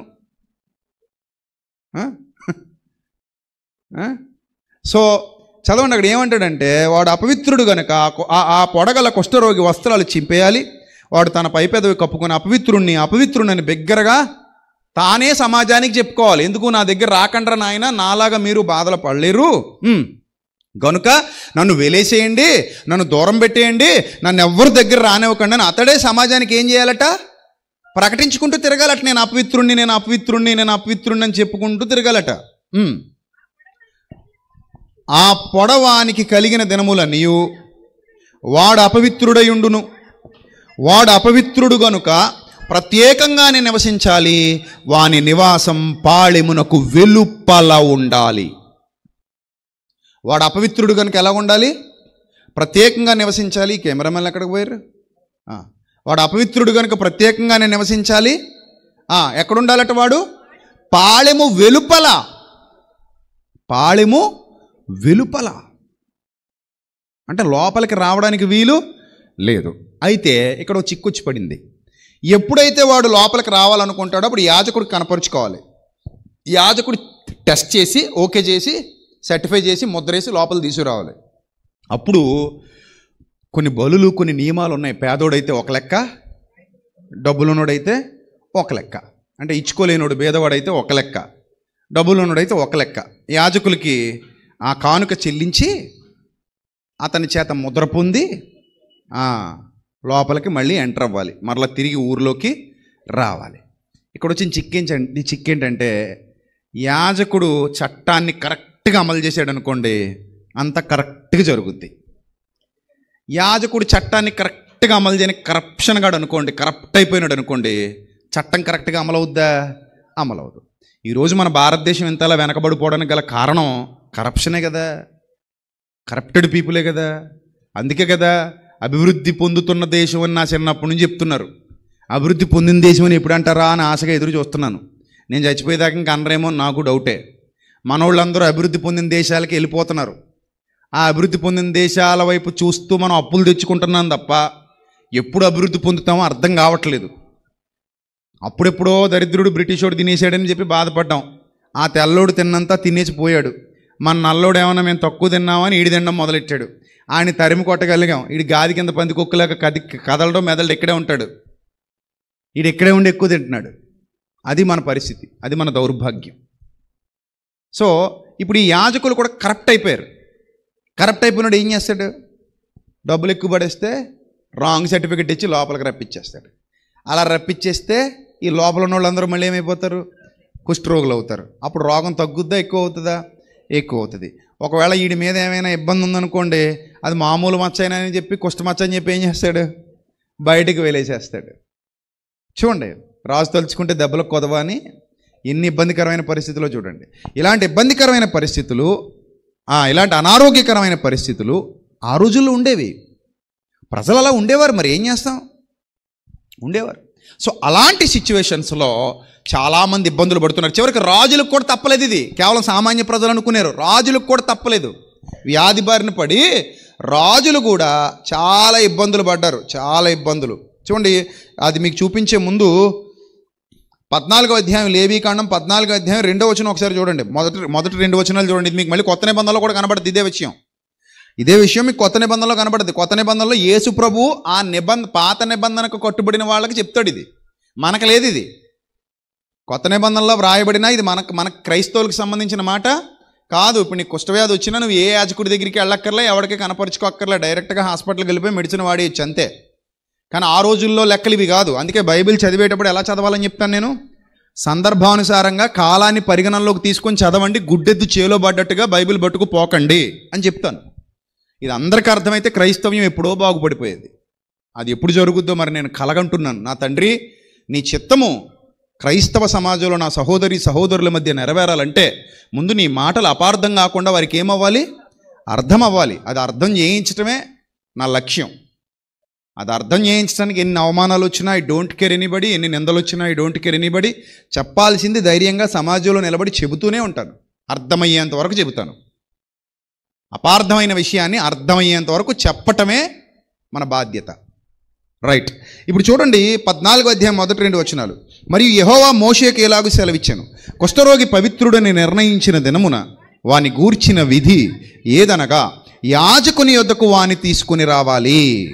అప్పుడు యాజకుడు పాలెం వెలుపలికి పోవాలి. యాజకుడు వాని చూచినప్పుడు కుష్ఠపడ బాగుపడి కుష్ఠరోగిని విడిచిన ఎడలా యాజకుడు పవిత్రత పొందగోరు వాని కొరకు సజీవమైన 2 పవిత్ర పక్షులు, దేవదారు కర్ర, రక్తవర్ణము గల నూలు, హిసోపు తెమ్మని ఆజ్ఞాపించాలి.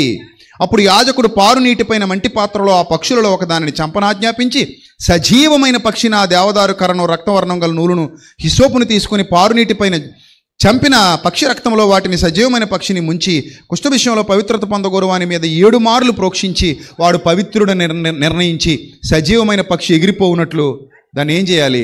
వదిలేయాలి. This is the process. ఇదంతా చేయాలి. వెళ్ళి కానుకంటే ఇది కొత్త నిబంధనలో చెప్తాడు, మోషే నియమించిన కానుక చెల్లించని. ఇదనమాట, ఇది చెయ్యాలి. ఆ తర్వాత నెక్స్ట్, ఒకవేళ బేదోడు అనుకోండి, ఒక ఇచ్చుకోలేని అనుకోండి, 21వ వచనం 14:21.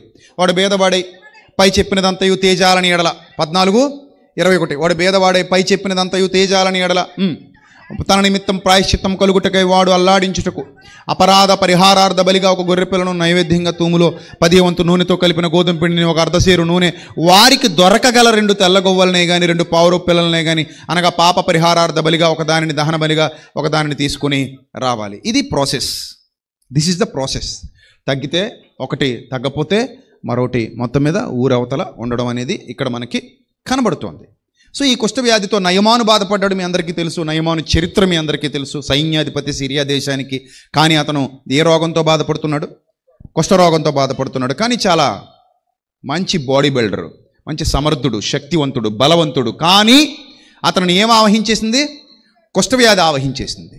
కుష్ఠవ్యాధి వచ్చిందంటే అతనుకున్న ఎంత గొప్ప బలం ఉన్నా, ఎంత గొప్ప పదవి ఉన్నా అదంతా ఏమైపోయినట్టు? వృధా అయిపోయినట్టు. సో అలాగా ఎంతోమంది కుష్ఠవ్యాధి కలిగి ఉన్నారు. ఉజ్జియా అనే ఒక రాజుకు కూడా కుష్ఠవ్యాధి వచ్చింది. దినవృత్తాంతాలు 2వ గ్రంథం 26వ అధ్యాయం 21వ వచనం. దినవృత్తాంతాలు 2వ గ్రంథం 26వ అధ్యాయము 21వ వచనం. దినవృత్తాంతాలు 2వ గ్రంథం 26వ అధ్యాయము 21వ వచనం. రాజైన ఉజ్జియా తన మరణ దినము వరకు కుష్ఠరోగి అయి ఉండను, దేవునికి అవిధేయత చూపించాడు గనుక, దేవుని పట్ల విధేయత లేనివాడుగా మారిపోయాడు గనుక దేవుని ఉగ్రత అతని మీదకి వచ్చింది. ఆ ఉగ్రత వచ్చినప్పుడు రాజైన ఉజ్జియా తన మరణ దినము వరకు కుష్ఠరోగి అయి ఉండెను. కుష్ఠరోగి అయి యెహోవా మందిరములోనికి పోకుండా ప్రత్యేకింపబడిను. అంటే కుష్ఠరోగి మందిరంలోనికి వెళ్ళకూడదు, మందిరంలోనికి రాకూడదంటే ఆడి మీద ఎంత వ్యతిరేకత ఉంటుంది చూడండి. దీన్ని ఎలా సృష్టించేస్తారంటే, మందిరంలోనికి రాకూడదు అంటే, దేవుని మందిరంలోకి అడుగు పెట్టకూడదు అంటే వాడు సాతాను సంబంధం ఇంక లెక్క. ఇప్పటికీ కూడా మన భారతదేశంలో కొంతమందిని మందిరాల్లోనికి రానివ్వరు, వెలేసేసారు. అలాంటి పరిస్థితులు చాలా ప్రాంతాల్లో ఇప్పటికి కనబడుతున్నాయి. ఎప్పుడో ఉన్నాయని చెప్పడం కాదు, ఇప్పటికి కనబడుతున్నాయి. నువ్వు పలానా మందిరంలోకి రాకూడదు, నువ్వు పలానా చోటుకి వెళ్ళకూడదు, నువ్వు పలానా చోట ఉండకూడదు, నువ్వు పలానా ముట్టుకోకూడదు, నువ్వు అలా ఉండాలి, ఇలా ఉండాలి, ఇలాంటి పరిస్థితులు ఇప్పటికి కనబడుతున్నాయి. ఇంకా ఆ రోజుల్లో ఎంత దారుణంగా ఉండేవో మీరు అంచనా వేయొచ్చు. ఇప్పుడే అలా ఉన్నాయంటే ఆ రోజుల్లో ఎంత భయానకంగా ఉండేవో మీరు అంచనా వేయొచ్చు. రైట్. అతడు ప్రత్యేకముగా ఒక ఇంటిలో నివసించుచుండెను, రాజు కాబట్టి. పాయింట్ అర్థమైందా మీకు? రాజు కాబట్టి.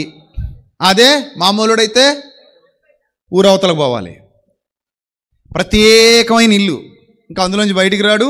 అందులోకి ఎవడైనా వెళ్ళినా వాళ్ళు వెళ్తారు, వాళ్ళు అక్కడే ఉంటారు, దగ్గరుండి చూసుకుంటారు, దూరంగా ఉండి. క్వారంటైన్లో ఉంటున్నాడు అనమాట. ఇప్పుడు కాదు క్వారంటైన్, అప్పుడు కూడా ఉంది. కుష్ఠరోగులకు క్వారంటైన్, మొన్నటిదాకా మనం చూసింది కరోనా రోగులకి క్వారంటైన్. ఈ క్వారంటైన్ ఎందుకంటే ఇతరులకు అంటుకోకుండా. రాజు కాబట్టి ఇంట్లో పెట్టారు, సామాన్యుడిని అయితే ఊరవతలకి నెట్టేస్తున్నారు. ఆ ఇంట్లో ప్రత్యేకంగా ఉండేవాడట. అతని కుమారుడైన యోతాము రాజు ఇంటి వారికి అధిపతి అయి దేశపు జనులకు న్యాయం తీరుస్తున్నాడట. చూసారా? అతడు చచ్చిపోయేంత వరకు ఎలాగున్నాడు? కుష్ఠరోగిగానే ఉన్నాడు. కుష్ఠరోగిని అందరితో పాటు పాతి పెట్టేవారు కూడా కాదు, సెపరేట్గా పాతి పెట్టేవారు. సెపరేట్, ఇంకంతా సెపరేషనే. చచ్చిపోయేంత వరకు అతనికి ఆ రోగం ఉందంటే అతనికి సెపరేట్గా ఉండాల్సిందే. అలాంటి భయానకమైన పరిస్థితులు ఇక్కడ మనకు కనబడుతున్నాయి. ఇంకా మనం చూస్తే మరికొన్ని సంగతులు చూస్తే రాజులు 2వ గ్రంథం 15వ అధ్యాయము 5వ వచనం కూడా చూద్దాం. రాజులు 2వ గ్రంథం 15వ అధ్యాయము.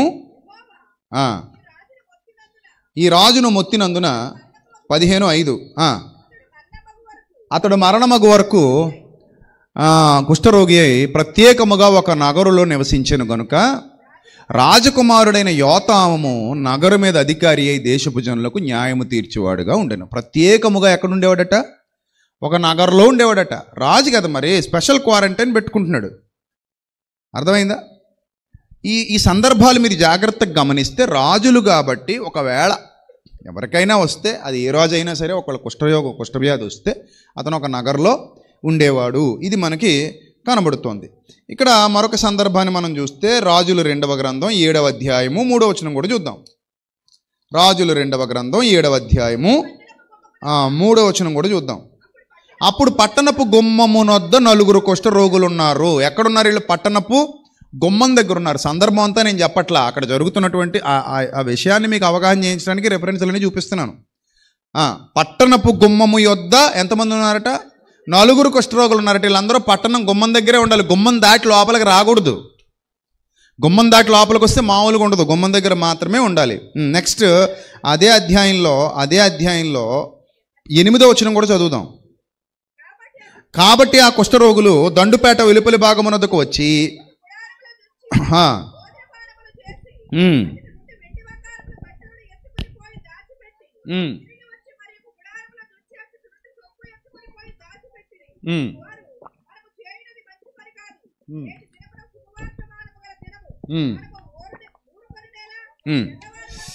మనం వెళ్ళి రాజు ఇంటి వారికి సంగతి తెలియజెప్దామని చెప్పేసి 10వ వచనంలో వాళ్ళు వచ్చి పట్టణపు ద్వారపాలకుణ్ణి పిలిచి ఇన్ఫర్మేషన్ ఇచ్చారు తప్ప లోపలికి వెళ్ళాల. పాయింట్ అర్థం అవ్వాలి మీకు. లోపలికి వెళ్ళకూడదు, వాళ్ళు అవుట్ సైడ్ ఉండాలి. ఏమైనా చెబితే ఎలా చెప్పాలి? అవుట్ సైడ్ నుంచే చెప్పాలి, ఎందుకంటే వాళ్ళు లోపలికి వెళ్ళటానికి లేదు. సంఖ్యాకాండం 5వ అధ్యాయం మొదటి నుంచి చూద్దాం. సంఖ్యాకాండం 5వ అధ్యాయము. మరియు యెహోవా మోషేకి ఇలాగు సెలవిచ్చెను, ప్రతి కుష్ఠరోగిని, స్రావము గల ప్రతివానిని, శవము ముట్టుట వలన అపవిత్రుడైన ప్రతివానిని పాళెములో నుండి వెలివేయవలనని ఇశ్రాయేలులకు ఆజ్ఞాపించుము. నేను నివసించుచుండు వారి పాళెమును వారు అపవిత్రపరచుకున్నట్లు మగవానిని ఆడుదానిని అందరినీ పంపివేయవలను. వారి నా పాళెం వెలుపలకు వెళ్ళగొట్టవలను. ఇశ్రాయేలు అలాగు చేసి పాళెం వెలుప కట్టి వారిని వెళ్ళగొట్టిరి. సో ఈ పాయింట్ మీరు జాగ్రత్తగా అబ్జర్వ్ చేస్తే, దేవుడు చెప్పాడు వాళ్ళకి. ఎందుకు చెప్పాడంటే వాళ్ళ నుంచి మీకు సంక్రమించకూడదు కాబట్టి బయట పెట్టమన్నాడు, పక్కన పెట్టమన్నాడు. సరే, అయిపోయిందా? కాలం గడుస్తూ వస్తుంది, కుష్ఠరోగులు అంటరాని వాళ్ళు అయిపోయారు. కాలం గడుస్తూ వస్తుంది, కుష్ఠరోగులు వ్యతిరేకమైపోయారు సమాజానికి. కుష్ఠరోగులు వెలివేయబడిన వారు అయిపోయారు. కుష్ఠరోగులు కుటుంబాల చేత తృణీకరింపబడిన వారు అయిపోయారు. వారు డబ్బులు ఉన్న వాళ్ళైతే ప్రత్యేకంగా ఒక స్పెషల్ క్వారంటైన్లో స్పెషల్ ఇళ్లలో ఉండడం, డబ్బు లేని వాళ్ళైతే ఊరవతల ఎక్కడో పడి ఉండడం. వాళ్ళకి భోజనం దొరికేది కాదు, బట్టలు దొరికేవి కాదు, సరిగా నివాసం ఉండేది కాదు, సరిగా నాదుడు ఉండేవాడు కాదు. అలా కుక్క చావు చచ్చిపోయేటువంటి పరిస్థితులు పూర్వపు దినాలలో కోకొల్లలు. ఇప్పుడు కుష్ఠరోగుల వ్యాప్తి బలంగా ఉన్నప్పుడు, కుష్ఠరోగులు చాలామంది ఉన్నప్పుడు, వాళ్ళందరూ తృణీకరింపబడుతున్నప్పుడు మన రోగాలు భరించే ఒక ఆయన భూమి మీదకి రావాలి. జాగ్రత్తగా అర్థం చేసుకోండి దేవుని వాక్యాన్ని. ఇశ్రాయేలీయులకి తెలియకే మోసపోయారు. మనం కూడా అదే స్థితిలో ఉండకూడదు. వాళ్ళ రోగాలు భరించే ఒక ఆయన వస్తాడు అని చెప్పబడినటువంటి ప్రవచనం నెరవేరాలి. ఒక ఆయన రావాలి. ఆయనే దేవుని కుమారుడైన క్రీస్తు. అది యెషయా గ్రంథంలో చెబుతున్నాడు. యెషయా గ్రంథంలో ఎంత స్పష్టంగా చెబుతున్నాడంటే, అతడు మన రోగములను భరించెను, మన వ్యసనములను వహించెను. ఈ ప్రవచనం నెరవేరాలి, వాళ్ళ ముందు నెరవేరాలి. భరించనంటే అర్థం ఏంటి? రోగం ఆయన తీసేసుకోవాలి. రోగం ఆయన తీసేయాలి అంటే ఆయన వచ్చి రోగం తీసేయాలి. భరించెను, తీసేసుకున్నాడు. వహించెను, లాగేశాడు బయటికి. కొత్త శరీరం ఇస్తాడు. అది జరగాలి. ఇది మామూలు మిరాకిల్ కాదు. ఇది నేను చెబుతున్నాను కదా, 18th century వరకు ఈ కుష్ఠవ్యాధికి మందు దొరక్కపోతే ప్రారంభ శతాబ్దంలోనే కుష్ఠవ్యాధిని క్షణాల మీద మాయం చేసిన మహానుభావుడు రక్షకుడైన యేసుక్రీస్తు. That is the power of lord Jesus Christ. అందుకే ప్రపంచం మొత్తం నివ్వెరపోయి, ప్రపంచం మొత్తం ఆశ్చర్యపోయి యేసుక్రీస్తుకు పట్టం కట్టిందంటే, జేజేలు పలికిందంటే యేసు ప్రభు సామాన్య మానవుల్లో ఒకడిగా బ్రతికినవాడు ఆయన. అంతే తప్ప నేను దేవుణ్ణి, నేను ఎక్కడో ఒక చోట ఉంటాను, మీరందరూ చచ్చినట్టు నా దగ్గర రావాలనే టైపు కాదు ఆయన. సామాన్య మానవుల్లో ఆయన ఒకడైపోయాడు. కుష్ఠవ్యాధిగ్రస్తుణ్ణి స్వస్థపరచడానికి కుష్ఠవ్యాధిగ్రస్తుడి దగ్గరికి పోయాడు. కుష్ఠవ్యాధిగ్రస్తుల ఇళ్లలో భోజనాలు కూడా చేశాడు. మెడిసిన్కి భయం ఏంటి రోగాన్ని చూసినప్పుడు? అంతేనా? మెడిసిన్కి రోగం అంటే భయం ఏంటండి? ఔషధానికి రోగం పట్ల భయం ఏంటి? ఔషధానికి రోగం అంటే ఏముండదు, భయం ఉండదు. Is the real medicine for all diseases. For all diseases means spiritual diseases, physical diseases. అన్ని వ్యాధులకు ఒక్కటే మందు. ఆ మందు పేరేంటి? యేసుక్రీస్తు. అందుకే అతడు మన రోగములను భరించెను. అది నెరవేరాలి, ఆ ప్రవచనం నెరవేరాలి. ఇప్పుడు ఎంటర్ అవుతున్నాడు సమాజంలోనికి ఎంటర్ అవుతున్నాడు. మన రోగములను అతడు భరించెను, మన వ్యసనములను అతడు వహించెను. చూడండి, మత్తయి సువార్త 8వ అధ్యాయం మొదటి నుంచి చూద్దాం. మత్తయి సువార్త 8వ అధ్యాయం మొదటి నుంచి చూద్దాం.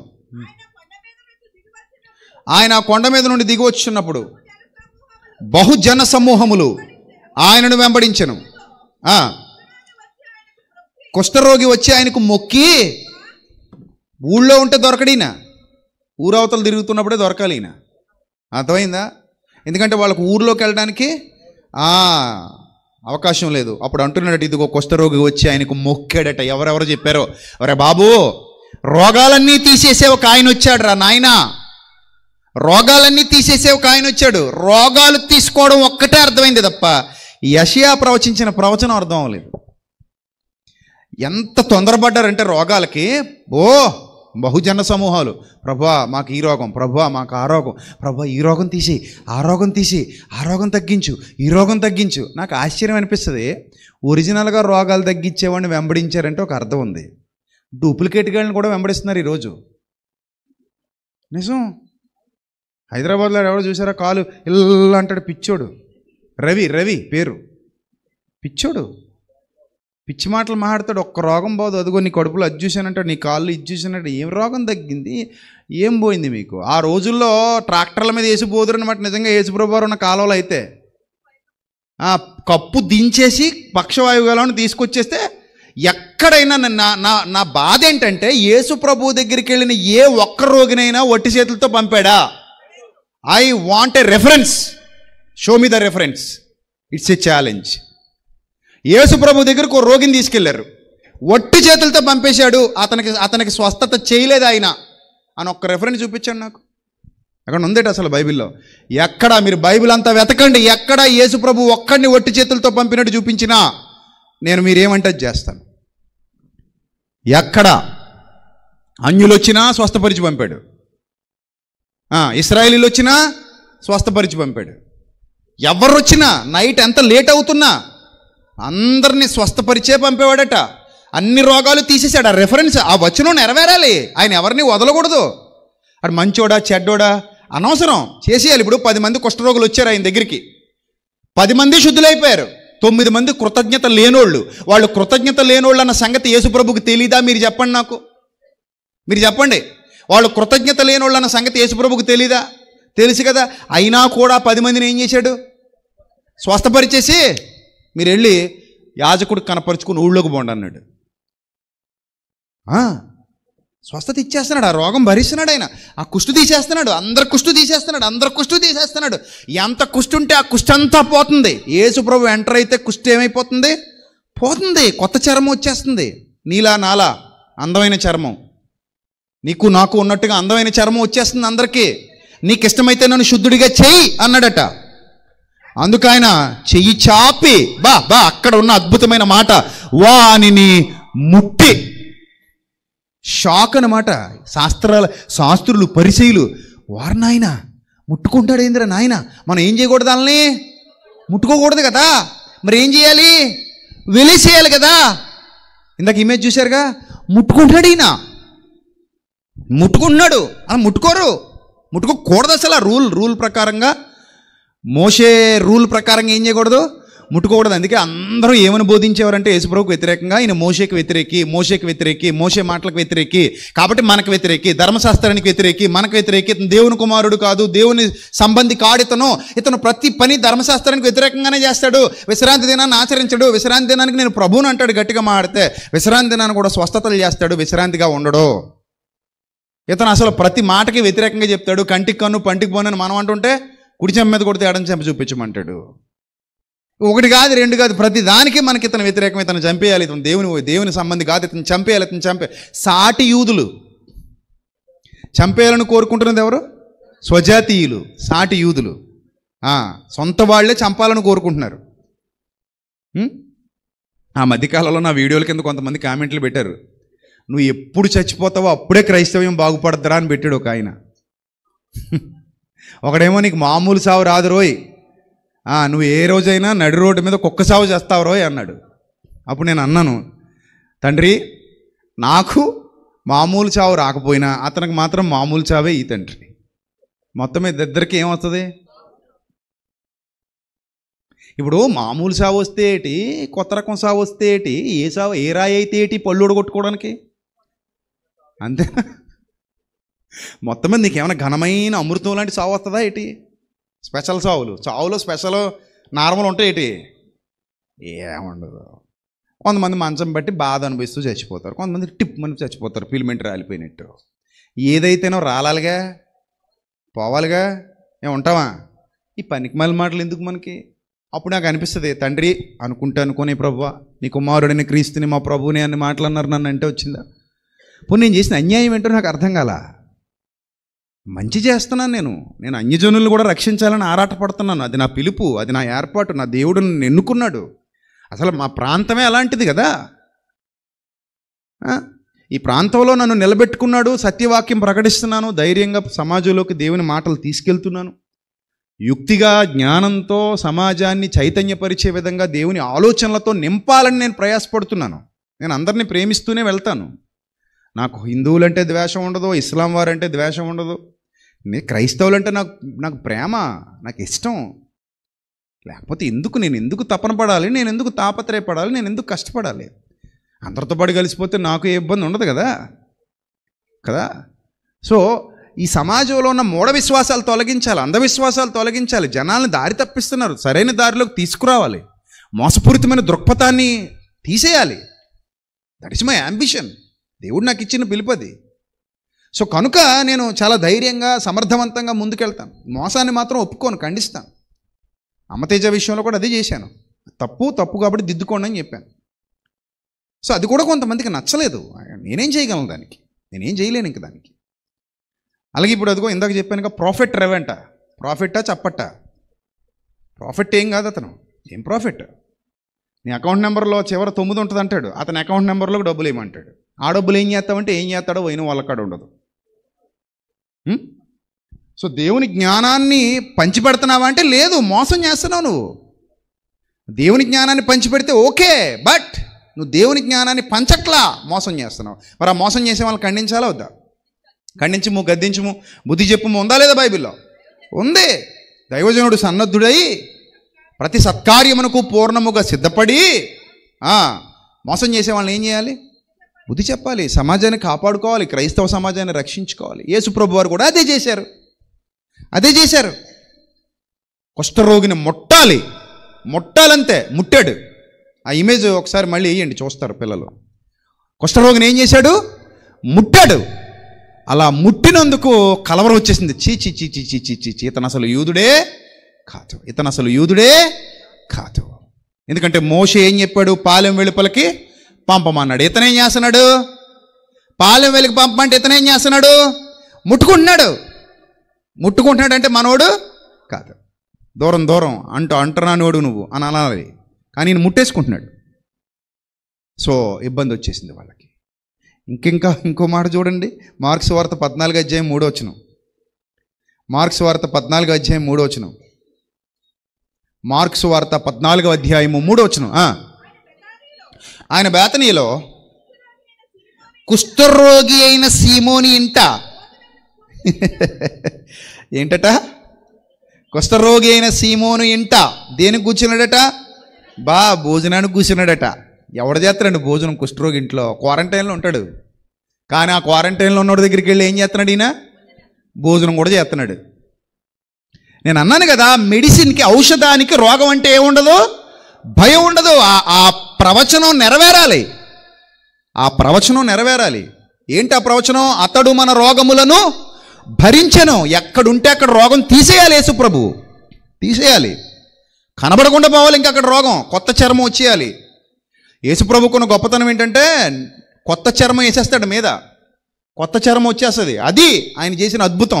అందుకే ఇప్పటి వరకు ప్రపంచంలో ప్రకటింపబడుతున్న ఏ దేవుని గురించి ప్రకటింపబడుతున్న ప్రపంచంలో చూడండి, యేసు ప్రభుకున్న స్పెషాలిటీ, పబ్లిక్లో చేసినటువంటి, పబ్లిక్ డొమైన్లో యేసు ప్రభు గురించి చెప్పబడుతున్నటువంటి సువార్త ప్రపంచంలో ఏ దేవుడి గురించి ఎక్కడా చెప్పబడదు. That is the speciality of our lord Jesus Christ. నేను చాలా ధైర్యంగా సమాజంలో నిలబడి మాట్లాడుతున్నాను.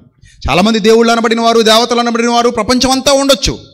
గ్రీక్ పురాణాలు కానివ్వండి, రోమన్ల పురాణాలు కానివ్వండి, ఇక భారతదేశంలో ఉన్నవి కానివ్వండి, ప్రపంచంలో ఎక్కడున్నవైనా కానివ్వండి, పబ్లిక్ డొమైన్లోకి వెళ్ళి పలానా దేవుడు ఇలా చేశాడు, పబ్లిక్లో ప్రజల కష్టాలు తీర్చడానికి ప్రజల మధ్యలోకి వెళ్ళాడు, ప్రజలతో మమేకమైపోయాడు, ప్రజలందరి చేత వెలివేయబడిన వారుగా ఎవరైతే ఉన్నారో వాళ్ళ ఇంటికి వెళ్ళాడు, వాళ్ళ ఇంట్లో భోజనాలు చేశాడు, వాళ్ళని ముట్టుకున్నాడు, పట్టుకున్నాడు అనే దేవుణ్ణి ఎక్కడైనా చూపించండి. సామాన్యుల కొరకు ఒక సామాన్యుడిగా మారిపోయిన దైవతనయుడు, దైవకుమారుడైన, సామాన్యుల మధ్యలో సామాన్యంగా బ్రతికిన దైవకుమారుడైన ఎంత తగ్గించుకున్నాడంటే తనను తానే రిక్తుడిగా చేసుకున్నాడు. దిస్ ఈజ్ రియల్ గాడ్ అన్నట్టు చూపించాడు ప్రపంచానికి. దేవుడు ఎలా ఉంటాడు అని అడుగుతుంటే, నన్ను చూసావుగా, దేవుడు ఇలాగే ఉంటాడని చెప్పాడు శిష్యులతో. నన్ను చూసావా? అవును ప్రభు చూశాను, దేవుడు ఇలాగే ఉంటాడు. This is the God's original picture. This is the reality, God's reality. దేవుడు ఇలా ఉంటాడు. దేవుని చూడాలనుకుంటున్నావా? అవును ప్రభా, ఒక్కసారి మాకు తండ్రిని కనపరచు. తండ్రిని ఎవడని చూడగలడా? మోషే చూడలేకపోయాడు. పౌలు భక్తుడు చెప్తాడు, ఆయన సమీపింపరాని తేజస్సులో అమరత్వము గలవాడై ఉన్నాడు, ఎవడు ఆయనను చూడనేరడు. యేసుప్రభువే చెబుతున్నాడు, ఎవడు తండ్రిని చూడడు, చూస్తే బతకడు. శరీరధారిగా ఉన్నాను నేను కూడా ఆత్మనే, కానీ ఎలా వచ్చాను ఇక్కడికి? శరీరధారిగా వచ్చాను మీ మధ్యలోకి. సరే, ఇప్పుడు తండ్రిని చూపించమంటున్నావు. తండ్రిని చూపించమంటే నన్ను చూసావుగా. This is the original picture. ఇదే దేవుని రూపం, ఇలాగే ఉంటుంది దేవుని రూపం. అంటే దేవుడు అని అర్థం కావాలంటే ఒక పిక్చర్ చూడకూడదు, మరి ఏం చూడాలి? లక్షణాలు చూడాలి, ఆయన గుణలక్షణాలు చూడాలి. ప్రేమ, ఏది ప్రేమ? బొమ్మ చూపెట్టండి నాకు, ప్రేమకు బొమ్మ వేయండి. మీరు వేసే బొమ్మ ప్రేమ బొమ్మ అది. అదేనేటి, ఏదో బొమ్మ తయారు చేయాలి కాబట్టి సింబల్ వేసాం, ఎర్ర సింబల్. కొంతమంది అందులో బాణం గుచ్చుతుంటారు, కొంతమంది రెండు వేస్తుంటారు. ఈ ప్రేమ బొమ్మ అదేనా? అదే ప్రేమ అంటే? ఇప్పుడు నేను ఇంకో బొమ్మ చూపిస్తాను మీకు. తల్లి ఒడిలో పిల్లాడిని ఎత్తుకుని ఉంటుంది, నేను సింబల్ ఆఫ్ లవ్ అంటాను, మీరు ఏమైనా కాదంటారా? కాదంటారా? తల్లి ఒడిలో పిల్లాడిని ఎత్తుకుని పాలిస్తూ ఉంటుంది. సింబల్ ఆఫ్ లవ్ అని నేను దానికి పేరు పెడతాను. ఈ దిక్కుమాల బొమ్మ తీసేసి, ఈ సింబల్ తీసేసి అది పెడతాను నేను.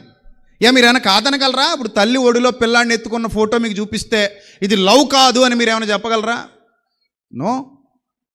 అలాగే యేసుప్రభు వారు అంటున్నారు, దేవుడు ప్రేమయే ఉన్నాడు. దేవుడు ఏమై ఉన్నాడు? ప్రేమయే ఉన్నాడు. సామాన్య మానవుడి దగ్గర కూడా ఈ ప్రేమ వెళ్ళాలి. ఈ ప్రేమ ఎక్కడికి వెళ్ళాలి? సామాన్య మానవుడి దగ్గర కూడా వెళ్ళాలి. వెళ్ళింది. యెషయా అదే చెప్పాడు, అతడు మీ మధ్యలోకి వస్తాడు, మీ రోగాలు భరిస్తాడు. మీ మధ్యలోకి వస్తాడు, మీ రోగాలు భరిస్తాడు. ఎవడొచ్చినా ఒట్టి చేతులతో పంపడు. అది ప్రకటించుకోవడం అంటే. ఎవడొచ్చినా ఒట్టి చేతులతో పంపడు. కానీ యేసుప్రభు ఎంత గొప్పవాడు అంటే, వాళ్ళ ఇంటికి వెళ్ళి భోజనాలు చేసేవాడు, వాళ్ళని ముట్టుకునేవాడు, పట్టుకునేవాడు, వాళ్ళతో ఉండేవాడు, ఇమ్మీడియట్ స్వస్థపరిచేసేవాడు. చూడండి, ఇందాక చదివాం కదా మత్తయి సువార్తలో 8వ అధ్యాయంలో మొదటి వచనంలో మనం చదివిన సందర్భం ఒకసారి మళ్ళీ చదువుదాం. మత్తయి సువార్త 8వ అధ్యాయం మొదటి వచనం. వచ్చినప్పుడు కుష్ఠరోగి వచ్చాడు. ప్రభువా నీకు ఇష్టమైతే నన్ను శుద్ధుడిగా చేయగలవన్నాడు. అందుకు ఆయన 3వ వచనం 8:3, అందుకు ఆయన చెయ్యి చాపి వాడిని ముట్టి, నాకు ఇష్టమే. అరే అలా అడుగుతావండి ఆయన, నాకు ఇష్టం నాయన, నేను వచ్చింది అందుకు, మీ రోగాలు భరించడానికి వచ్చాను నేను, నాకు ఇష్టమే, ఇచ్చేయి రా, నీ రోగం తీసేస్తాను రా, ఇచ్చేయి, నాకు ఇచ్చేయి, ఇది తీసేసుకుంటాను నేను, నీ తీసేసుకుని నాకేమిస్తావు, ఇది తీసేసుకుని నాకేమిస్తావు, నీకు ఒక కొత్త మాంసయుక్తమైన దేహాన్ని ఇస్తాను. అసలు ఈ ప్రాజెక్ట్ ఎందుకు? అసలు ఇదంతా ఎందుకు చేయాలి? సాయంత్రం మాట్లాడతాను, మీ మతిపోద్ది. ఈ ప్రాజెక్ట్ ఎందుకు అనుకుంటున్నారు? ఈ ప్రాజెక్టు దీని వెనక ఇంకో పెద్ద ప్రాజెక్ట్ ఉంది. నీ ఒంటి మీద ఉన్న కుష్ట తీసేసి కొత్త చర్మం వేస్తాను. ప్లాస్టర్ పాలిష్ చేసినట్టు ఉంటుంది, ఆల్టెక్ ఇట్టినట్టు. ఆ దేహం పోద్ది. ఇప్పుడు ఆ పిక్చర్ తర్వాత పిక్చర్ మారిపోద్ది. ఈ పిక్చర్ తర్వాత పిక్చర్ మారిపోద్ది. ఎంత టైం పట్టిందంటే పిక్చర్ మారడానికి? 7 వారాలు పట్టిందా? మరి ఎంతసేపు పట్టింది? పవర్ ఉన్నోడికి 7 వారాలు 80 వారాలు ఎందుకండి? పవర్ ఉన్నోడికి 7 వారాలు 80 వారాలు ఎందుకు? పవర్ ఉన్నోడికి ఎంత టైం పడుద్ది? Spot on the spot. అక్కడ అదే రాయబడిన చూడండి, ఏమన్నది అక్కడ? వాని ముట్టి కుష్ఠరోగిని పట్టేసుకున్నాడు. అంటే యేసుప్రభు వారి చేతులకు కూడా రసి, చీము, నెత్తురు అంటుకుంటాయి. అంటుకోవా? ముట్టుకోగానే ఆ కురుపులకున్న రసి, చీము, నెత్తురు ఎవరికి అంటుకుంటాయి? యేసుప్రభుకి అంటుకుపోతాయి కదా. రక్తం అంటుకుంటుందా? అంటుకోదా? అంటుకుంటుంది. అయినా పర్లేదు, ముట్టేసుకున్నాడు. ముట్టేసుకుని పట్టేసుకుని వెంటనే ఏమన్నాడట? నీవు శుద్ధుడవు కమ్మని చెప్పగా 7 వారాల తర్వాత నూనె మర్దనాలు చేయగా ఏం అవ్వలేదు, అలాగే ఉన్నాడు అని ఉంది అక్కడ. 7 వారాలు తిరిగి తిరిగి తిరిగి అలిసిపోయి నూనె మర్దనాలని చేయించుకొని ఇంక అట్నే ఉన్నాడు. కిందకి ఒంగుని మరీ మర్దన చేసేస్తారు. ఇదిగో బాబు ఇలా ఇది కాలేదు బాబా, నూనె ఇది బాబా, రాసే బాబా, రాసే రాసే రాసే రాసావు, ఏం బాబా ఏమైనా ఉందా? కొంచెం అలాగే ఉందండి. అలాంటి దిక్కుమాలని కాదు యేసుప్రభు చేసినవి, ఇవన్నీ ఫేక్ ఇవి. కానీ మళ్ళీ పిలిచేటప్పుడు మాత్రం ఏమని పిలుస్తారంటే, రండి రండి రండి రండి రండి రండి, మొత్తం అందరూ వచ్చేయండి, మొత్తం అందరూ వచ్చేయండి అంటారు. వెళ్తేనేమో ఏముండదు, రాకూడదట. ఇప్పుడు రమ్మని ఎందుకన్నావు నువ్వు? రమ్మని ఎందుకన్నా? నీ దగ్గరికి ఎందుకు రమ్మన్నావు? నాకు అర్థం కాదు. ఇప్పుడు నిజమైన సువార్తికుడు ఏం చెప్తాడంటే, నాలాంటివాడు, మీరు ఎక్కడికైనా వెళ్ళండి, ఎక్కడికైనా వెళ్ళండి, సత్యవాక్యం ప్రకటింపబడేది ఎక్కడికైనా వెళ్ళండి, అక్కడ యేసుప్రభు ఉంటాడు, ఎక్కడ ఉంటాడు. మీరు 2-3 ఎక్కడ నా నామమున కూడి ఉందరో అక్కడ నేను ఉంటాను అన్నాడు. వెళ్ళండి, అక్కడ ఉన్నాడు నా యేసుప్రభు. నువ్వు సత్యంలో ఉంటే ఎక్కడైనా ఉన్నాడు నీకు ఆయన. అక్కడ సత్యం ఉండాలి, అంతే, నీలోనూ సత్యం ఉండాలి. అప్పుడు ఆయనను అడుగు, నా యందు నీవు, నీ యందు నా మాటలు నిలిచి ఉన్న ఎడలా మీకు ఏది ఇష్టమో అడుగుడి, అది మీకు అనుగ్రహింపబడును. కానీ అలా కాదండి, నా పేరు విజయప్రసాద్ రెడ్డి, నేను చాలా స్పెషల్ పవర్స్ కలిగి ఉన్నాను, రండి రండి రండి అని నేను పిలిచాను. ఇప్పుడు వస్తారా రారా? పిలిచినప్పుడు వస్తారు, అవసరం ఉన్న ప్రతి వాళ్ళు వస్తారు. ఇప్పుడు నేను ఏం చేయాలి? పిలిచినప్పుడు చెప్పాలా? చెప్పండి. పిలిచినోడు ఏం చేయాలి? చేసి పంపించేయాలి. యేసుప్రభు అదే చేశాడు. ఎవరిని ఒట్టి చేతులతో పంపలేదు ఆయన పిలవలేదు కూడా. పిలవకుండా వచ్చేసేవారు, పంపేసేవాడు. కానీ ఎప్పుడు కూడా యేసుప్రభుకున్న మంచి లక్షణం ఏంటో తెలుసా? ఈరోజున్న సెలబ్రిటీ బోధకుల్లాగా పబ్లిసిటీ పిచ్చోడు కాదు ఆయన. అంటే మీరు వెళ్ళండి, వేదిక మీదకి రండి, కాలు చూపించు, ఇవన్నీ, ఇదెంత అదెంత, ఇలాంటి కాదు. ఆయన అంత స్పాట్. ఎంత అద్భుతం అంటే, తక్షణమే వాని కుష్ఠరోగం ఏమైపోయిందట? శుద్ధి అయిపోయి కొత్త చర్మం వేసాడు. బాడీ మొత్తం ఎలా అయిపోయింది? ఫ్రెష్గా. తల్లి గర్భంలో నుండి బయటకు వచ్చిన పసిపిల్ల దేహము వలె నయమాను దేహం ఎలా మార్చాడో అంతకంటే అందంగా మార్చి చూపించాడు యేసుక్రీస్తు. రోగులను అలా స్వస్థపరిచాడు ఆయన. ఒక రోగిని అలా స్వస్థపరిచాడు ఆయన. అంత అద్భుతమైన స్వస్థత, అంత సంపూర్ణ స్వస్థత, అరకొర స్వస్థత కాదది, సంపూర్ణ స్వస్థత, సంపూర్ణ విడుదల, సంపూర్ణ నిశ్చయత యేసు ప్రభు అనుగ్రహించాడు. అది అనుగ్రహించిన తర్వాత ఏమైందో చూడండి, 4వ వచనం. అప్పుడు యేసు ఎవరితో ఏమీ చెప్పకు సుమి, కానీ నువ్వు వెళ్ళి వారికి సాక్ష్యార్థమై నిన్ను ఊళ్ళోకి రానివ్వాలిగా. మోషే గ్రంథంలో చదువుకున్నాగా, నీ దేహమును యాజకునికి కనపరుచుకొని మోషే నియమించిన కానుక సమర్పించమని వానితో చెప్పాను. ఎవరితో ఏం చెప్పకు. చెప్పొద్దంటే మనోడు ఎక్కువ పబ్లిసిటీ చేసిడట. కొంతమంది అంటారు కదా, మన ఒక ఆయన అంటున్నాడు వాక్యం చెబుతూ, చెప్పొద్దని ఎందుకన్నాడంటే యేసుప్రభు, చెప్పమంటే చెప్పరండి, చెప్పొద్దంటే ఎక్కువ చెప్తారండి. ఓహో, ఆహా. యేసుప్రభు అట చెప్పొద్దని ఎందుకన్నాడట, రివర్స్ గేమ్ ఆడాడట. చెప్పొద్దంటేనట ఎక్కువ చెప్తారట. మరి అప్పుడు నువ్వు ఇవ్వొద్దను, ఎక్కువ ఇస్తారు.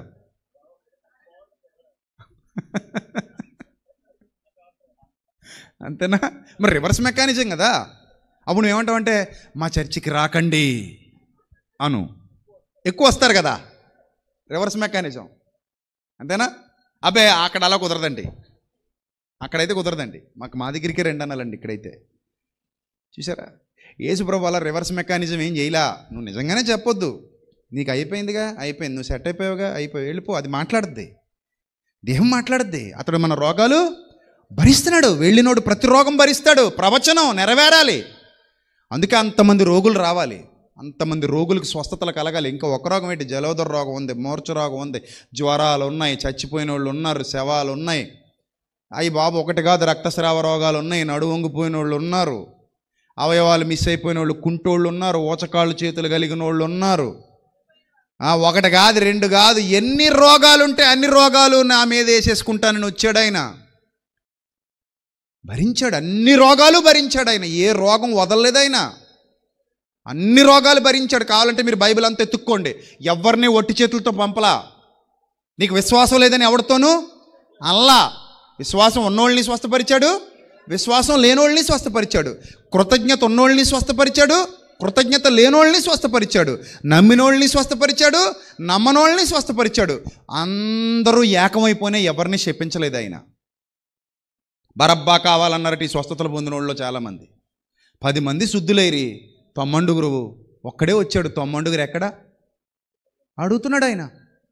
అరే 10 మంది కదా శుద్ధులైరి, స్వస్థత పొందిన వాళ్ళు 10 మంది కదా, కుష్ఠరోగం 10 మందికి తీసేశాను కదా, 9 వచ్చారు రిటర్ను, ఒకడు వచ్చాడు రిటర్ను, మిగిలిన 9 ఎక్కడా, ఏమైపోయారు వాళ్ళందరూ అని అడుగుతున్నాడు ఆయన.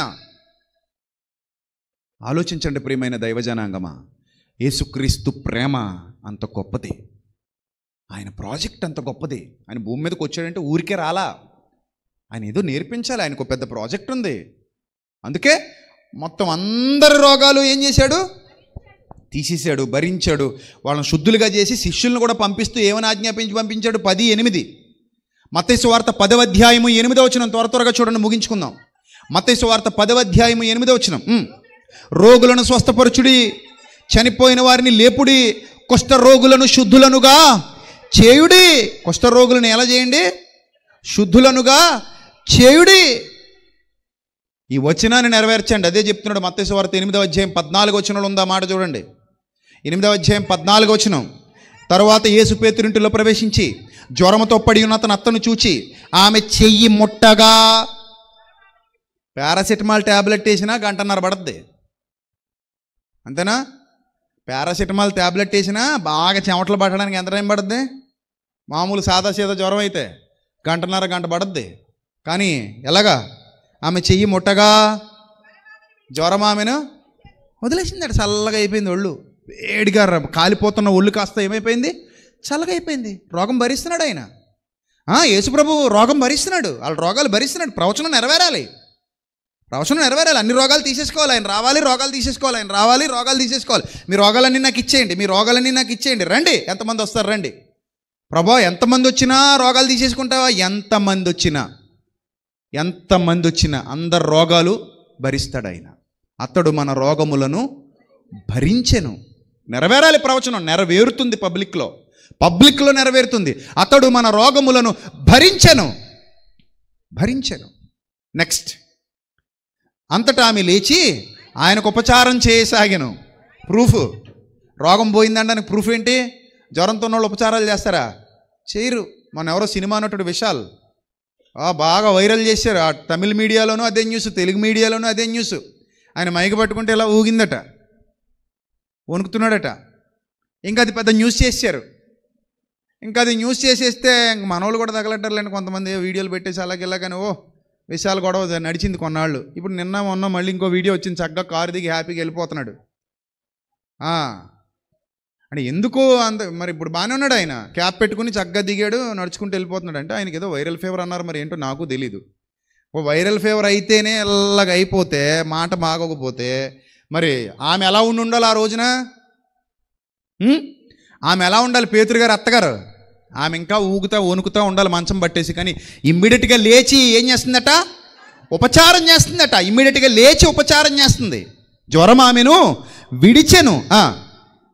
సాయంకాలం అయినప్పుడు జనులు దయ్యములు పట్టిన అనేకులను ఆయన వద్దకు తీసుకుని వచ్చిరి. ఆయన మాట వలన దయ్యములను వెళ్ళగొట్టి వాటి వలన కలిగిన ప్రతి రోగం, అనగా ఆ రోగులందరినీ ఏం చేసేసాడు? స్వస్థపరిచాడు. రోగులనెల్లను స్వస్థపరిచెను. సాయంకాలమున అనేకులను తీసుకొచ్చారట. అనేకులను తీసుకొస్తే పెద్ద లైన్ ఉంటుంది. ఇప్పుడు చూడండి, ఇప్పుడు భోజనాలు చేస్తారు, ఎంత పెద్ద లైన్ ఉంటుందో మన లైను. భోజనాల దగ్గర లైన్ చూస్తుంటే అయ్య బాబు ఎంత పెద్ద లైన్, ఎప్పుడు తింటారా నాయన, మళ్ళీ ఎప్పుడు క్లాస్కి వస్తారు అనిపిస్తుంది. మీరు అందరూ అక్కడ భోజనానికి వెళ్తుంటే గుంపులుగా అంటే చూడముచ్చటగా ఉండాలండి. సో చూడ్డానికే ఇంత. ఇప్పుడు వీళ్ళందరూ రోగులైతే పరిస్థితి ఏంటి? వడ్డించే వాళ్ళు అక్కడ చాలామంది ఉన్నారు కాబట్టి ఇబ్బంది లేదు మనకి. రెండు మూడు కౌంటర్లు పెట్టారు కాబట్టి తొందరగా అయిపోతుంది, ఇబ్బంది లేదు. అదే ఒక్కడే వడ్డించాలంటే ఎలాగుంటుంది పరిస్థితి? సాయంకాలం అవుతుందా అవదా? ఇప్పుడు వచ్చింది సాయంకాలం అట. అంటే ఈ స్వస్థతల ప్రోగ్రాం పూర్తయ్యేసరికి యేసుప్రభుకి ఏ టైం అయి ఉంటుంది?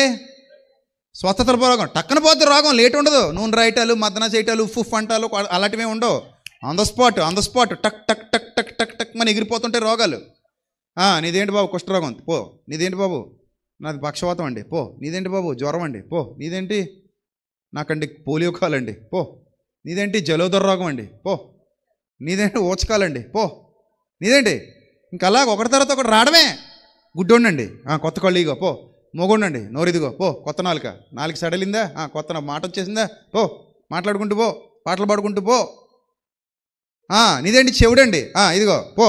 వినపడుతుందా? అయ్యో అద్భుతంగానండి, పో. అంటే ఏ రోగం ఉంటే ఆ రోగం తీసేయడం పంపించాడు. పోతనే అంతే. సాయంకాలం అయినా కూడా ఎవరిని వట్టి చేతులతో పంపలా. నీకు విశ్వాసం లేదు, నీకు దేవుని చిత్తం కాదు, నీకు ఎవడన్నా చిత్తం కాదు అని అనలేదు. ఆయన చిత్తమే. ఏంటి ఆయన చిత్తం? ప్రతి రోగిని స్వస్థపరచడం ఆయన చిత్తం. ఆయన ముందుకు రావాలి, స్వస్థత పొందాలి, వెళ్ళిపోవాలి. అది ప్రవచనం నెరవేరాలి. అదేమవ్వాలి?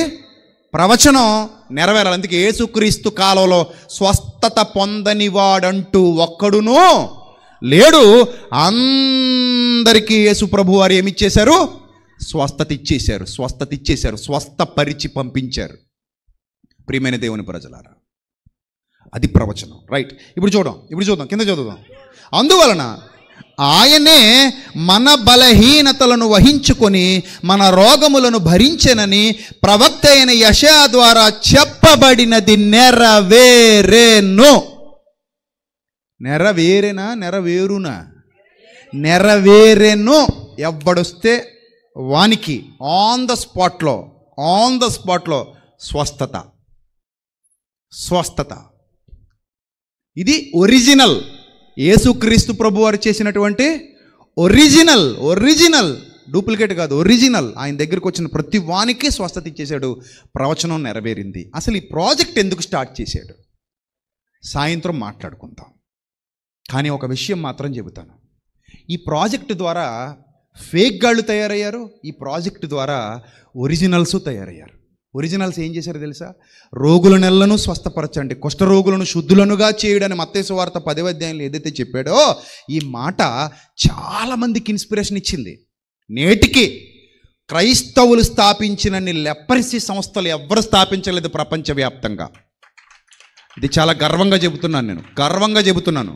క్రైస్తవులు స్థాపించినన్ని లెపరసీ సంస్థలు ప్రపంచవ్యాప్తంగా లెపర్సీ హాస్పిటల్స్ కానివ్వండి, లెపర్సీ రోగులకు వైద్యాన్ని అందించడం కానివ్వండి, లెపర్సీ రోగులకు ఆశ్రమాలు కట్టించడం కానివ్వండి, లెపర్సీ రోగులను ఆదరించడం కానివ్వండి, ఎన్ని ఉన్నాయో, ఒకటి కాదు రెండు కాదు, కొన్ని వందలు ప్రపంచవ్యాప్తంగా ఉన్నాయి.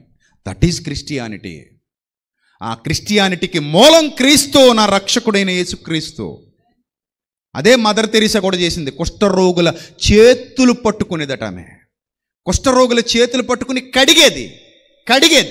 సరే, ఇప్పుడు చాలామంది మూర్ఖులు, మతోన్మాదులు యూట్యూబ్లో మాట్లాడుతుంటారు. వాళ్ళు వచ్చి అంటారు, మదర్ తెరీసా దొంగ, మదర్ తెరీసా దుర్మార్గురాలు, మదర్ తెరీసా అబద్ధికురాలు, లేకపోతే మత మార్పిడి చేసింది, మోసం చేసింది, అది చేసింది, వాగుతూ ఉంటారు. వాళ్ళని సూటిగా ఒక ప్రశ్న అడుగుతాను. సరే, ఆవిడ మత మార్పిడి చేసింది, కుష్ఠరోగుల చేతులు పట్టుకుందిగా, నీది చాలా గొప్ప ఉదార హృదయం కదా, మరి నీది నువ్వు ఏం పీకావు అక్కడ ఉండి? నువ్వేం చేసావని అడుగుతున్నాను నేను. నువ్వేమైనా చేసావా? నువ్వేం చేయలేదు కాబట్టి ఆవిడ చేసింది. చేసిన వాడు చేయని వాడు చేసిన ఆమె గురించి ఏడవడం ఏమైనా బాగుందా? నువ్వేమైనా ఆమె కంటే గొప్పగా చేసి ఉంటే అప్పుడు చెప్పు. నువ్వు కుష్ఠరోగుల చేతులు ముట్టుకుంటావా? నువ్వు అసలు రాణిస్తావేటి? నువ్వు మామూలుగానే మనుషుల్ని వెలేసేసావు. నువ్వు మామూలుగానే మనుషుల్ని దగ్గరికి రాకుండా చేసావు. శూద్రుడని చెప్పి ఊరవతలు నెట్టేశావు. నేను తాగిన బావిలో నీళ్లు తాగొద్దన్నావు, నేను తాగిన చెరువులో నీళ్లు తాగొద్దన్నావు, నువ్వు నేను నడిచే దారిలో నడవద్దన్నావు. ఒకవేళ నడిస్తే ముడ్డికి చీపురు, మూతికి ముంత కట్టుకోమన్నావు, ఉమ్మి వేయొద్దన్నావు. అన్నావా లేదా? అన్నావు. ఇది చరిత్ర. కానీ ఆమె వచ్చింది, కుష్ఠరోగుల చేతులు ముట్టుకుంది, వాళ్ళు కడిగింది, వాళ్ళందరినీ ఆదరించింది, అన్నం పెట్టింది. యేసు ప్రభువు మాట, మీరు రోగులను స్వస్థపరచండి, కుష్ఠరోగులను శుద్ధులుగా చేయండి, వాళ్ళని ఆదరించండి, వాళ్ళని ప్రేమించండి అని చెప్పింది, చేసింది. ఈరోజు క్రైస్తవ్యంలో ఎందరో చేస్తున్నారు, ఎందరో ఉన్నారు. అలాంటి ఎన్నో సంస్థలు ఉన్నాయి. ఎంతోమంది మిషనరీలు దేశ విదేశాల నుండి ఎంతోమంది ఎన్నో హాస్పిటల్స్ కట్టించారు. ఒకటి కాదు, రెండు కాదు, ఎన్నో హాస్పిటల్స్ కట్టించారు. సేవ చేస్తున్నారు, సేవలు అందిస్తున్నారు. సో నిజంగా మనిషికి సేవ చేయడం, పరమాత్ముడికి సేవ చేయడం అన్నట్టుగా నిన్ను వలె నీ పొరుగువానిని ప్రేమించన్న దానిని స్పష్టంగా బ్రతుకులో చూపించినటువంటి వాళ్ళు ఎందరో ఉన్నారు. నాట్ ఓన్లీ మదర్ తెరీసా, ఇంకా చాలామంది ఉన్నారు మిషనరీలు, ఇంకా చాలామంది నేటికి ఉన్నారు దేవుని పిల్లలు, క్రైస్తవులు. వారు నిన్ను వలె నీ పొరుగువానిని ప్రేమిస్తారు. ప్రేమించాలి. కేవలం భౌతికంగా మాత్రమే కాదు, ఆత్మ సంబంధంగా అతిగా ప్రేమించాలి. అందుకే యేసుప్రభు వారి ప్రాజెక్ట్ జస్ట్ శాంపిల్ ప్రాజెక్ట్ ఇది. దీని తర్వాత అసలు ప్రాజెక్ట్ ఉంది, అదే మాట్లాడతానంటున్నాను సాయంత్రం. జస్ట్ శాంపిల్ ఇది. ఈ శాంపిల్ చూపించాడు, దీనికంటే గొప్పది చేశాడు. కాబట్టి ఆయన శిలువ యాగం కానివ్వండి, ఆయన శిలువ మరణం కానివ్వండి, ఆయన చేసినటువంటి త్యాగం కానివ్వండి, ఒక్క మాటలో చెబితే అయిపోయేది కాదు. ప్రియమైన దేవుని ప్రజలారా, ఒక మాటలో వివరించేది కాదు, ఒక మాటలో ఎక్స్ప్లెయిన్ చేసేది కాదది. అంత స్వచ్ఛమైనది, అంత గొప్పది. ఆయన అర్థం చేసుకున్న వాళ్ళు అంత ప్రేమిస్తారండి. ఆయన్ని అర్థం చేసుకోలేని మూర్ఖులని దూషిస్తారు. అప్పుడప్పుడు బాధేస్తుంటుంది. మనోళ్ళు కలిసి రాక, మనోళ్ళు ఒక్కటవక, నిజంగా అందరూ ఒక్కటైతే ఎవడు క్రీస్తు గురించి నోటుకొచ్చినట్టు వాగ్గలడు. ఉత్తినే తిడుతున్నారు, ఉత్తినే కాలిపోతుంటుంది, కోపం వస్తుంటుంది. కానీ అప్పుడప్పుడు ఏం చేస్తాం? చట్టాలు అలా తగలటాయి, అధికారులు అలాగున్నారు, ప్రభుత్వాలు అలాగున్నాయి, నిమ్మక నీరెత్తినట్టు. అదే ఇంకొకళ్ళు ఎవరినైనా అంటే, ఏమైనా అంటే మాత్రం మొత్తం అందరూ వస్తారు. కానీ ఇన్ని లక్షల కోట్ల మంది విశ్వాసాన్ని ఒకడు కించపరుస్తుంటాడు, ఒకడు చెడ్డగా మాట్లాడుతుంటాడు, ఎవరు పట్టించుకోరు. మనోళ్ళకు ఉండాలి కదా బుద్ధి. వీళ్ళందరూ ఏకమైతే ఎంతసేపు? అది అందరూ కలిసి వస్తే ఎంతసేపు? ప్రభుత్వాలు కదలాలి, మాట్లాడాలి. సో కాబట్టి దేవుని గొప్పతనం, క్రీస్తు గొప్పతనం, క్రీస్తు ఔన్నత్యం ఎవడూ తగ్గించలేనిదది, ఎవడూ తక్కువ చేయలేనిదది. అలాంటి గొప్ప అపురూపమైన వ్యక్తిత్వం కలిగిన వారు ప్రభు అయిన క్రీస్తు వారు, ప్రభు అయిన యేసుక్రీస్తు వారు. ఆయన ప్రేమ, ఆయన కరుణ ఊరికే కాదు, దాని వెనక ఎన్నో మర్మాలు ఉన్నాయి, దాని వెనక ఎన్నో ప్రణాళికలు ఉన్నాయి, ఎన్నో ఆలోచనలు ఉన్నాయి, దేవుని ఆలోచనలు. అది జరిగింది, నిరూపించబడిన సత్యం అది. కాబట్టి ప్రియమైన దేవుని ప్రజలారా, నేనైతే చాలా గర్వపడుతున్నాను. ఆమె క్రిస్టియన్, ధైర్యంగా చెబుతాను. ఆమె క్రిస్టియన్, ఎస్ ఆమె క్రిస్టియన్, నేను ధైర్యంగా చెప్తాను. ఎవరంటే నీ ఐడెంటిటీ ఏంటంటే నేను చెప్తాను, నేను క్రీస్తు దాసుడిని అని, నేను క్రీస్తు సైనికుడిని అని చెప్పుకుంటాను గర్వంగా. అలాంటి గొప్ప క్రీస్తును మనం కలిగి ఉన్నాం. ఆయన సమాజంలో మనవాళ్ళని చెప్పుకుంటున్న వాళ్ళు మనవాళ్ళు కదా, అపార్థం చేస్తుంటే బాధేస్తుంది, పిలిచి మోసం చేస్తుంటే ఇంకా బాధేస్తుంది. కాబట్టి ప్రియమైన దేవుని సంఘమా, మీరు అప్రమత్తం కావాలి, జ్ఞానం కలిగి ఉండాలి, వివేకం కలిగి ఉండాలి. ఇంత గొప్ప సత్యాన్ని ఉపదేశిస్తున్నాను, మీ హృదయాలలోనికి పంపిస్తున్నాను, దాన్ని జీర్ణించుకోండి, బాగుపడండి. ఇంకా లోతైన సంగతులు రాత్రికి మాట్లాడుకుందాం. త్వరపడి రండి, అనేకుల్ని వెంటబెట్టుకుని రండి. ప్రభు మీ కుటుంబానికి ఆయన కృపను తోడుగా ఉంచి నడిపించునుగాక. ఆమేన్. అలాగే చాలామంది ఈ జరుగుతున్నటువంటి కార్యక్రమాలకు సహకరిస్తున్నటువంటి పిల్లలు ఉన్నారు. వారికి కూడా మరొకసారి నా నిండు వందనములు. ప్రతి కుటుంబానికి పేరు పేరున తెలియజేస్తున్నాను. ప్రతి రూపాయి దేవుని సేవలోనే వాడుతున్నాం.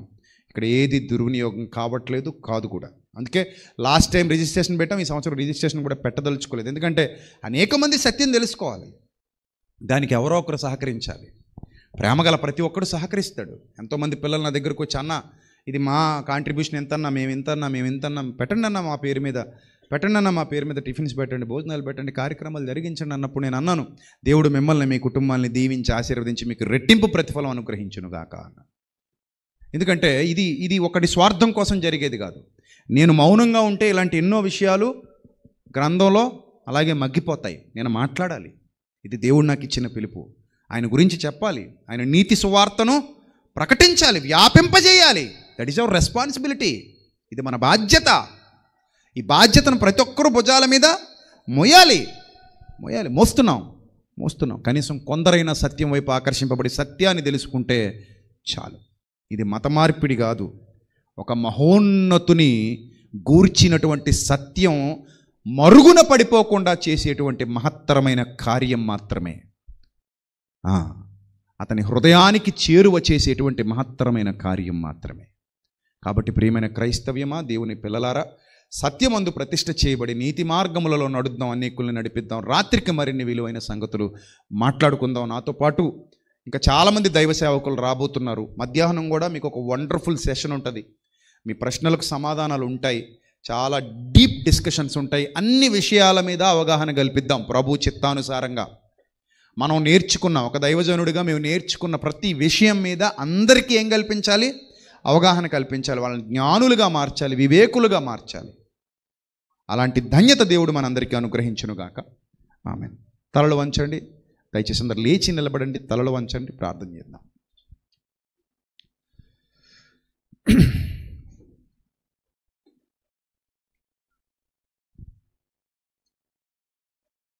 సిలువలో తొలగెను నా పాపమనే పేదరికం, విలువనే పెంచెను నా యేసుక్రీస్తు త్యాగం. పరిశుద్ధతను ఐశ్వర్యం కృప ద్వారా ఇక నా సొంతం. పాపాత్ముడు అను దారిద్ర్యం తొలగించినది ప్రభు రక్తం.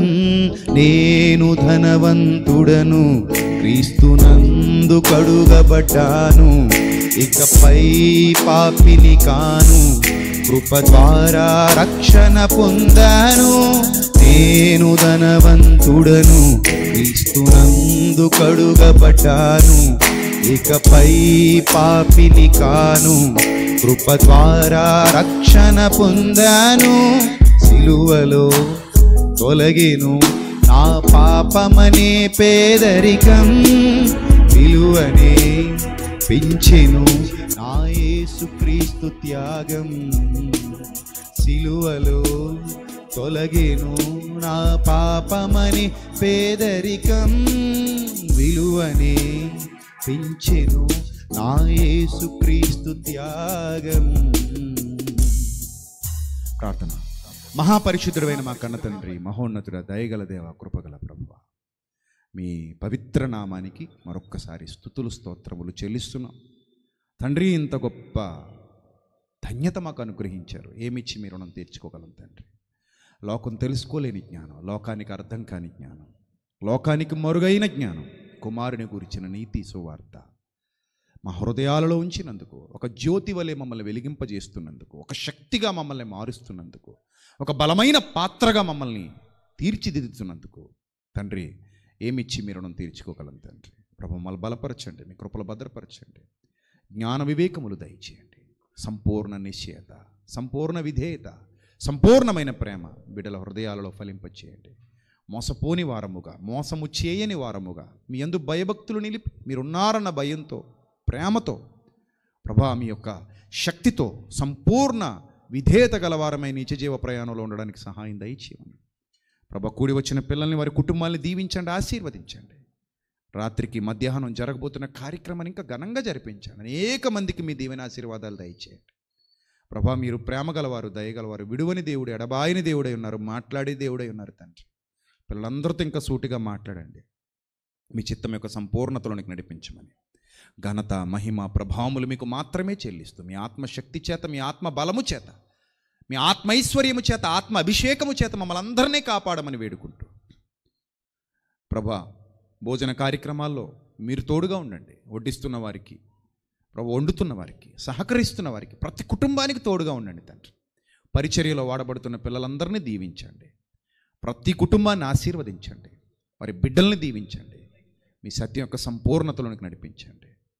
ప్రభువా ఏ ఒక్కరూ ఏ ఆలోచనతో ఇక్కడికి వచ్చారో వారి హృదయ వాంఛలు నెరవేర్చండి. ప్రభువా మీ చిత్తములో వారి హృదయ వాంఛలు తీర్చండి. వారి శ్రమలలో తోడుగా ఉండండి తండ్రి. వారి కన్నీటిని తుడిచివేయండి. వారి కష్టకాలమందు మీ కృపను తోడుగా ఉంచండి. వ్యాధులలో, బాధలలో, శోధనలలో ప్రభా వారిని మీరు విడిపించండి, బలపరచండి.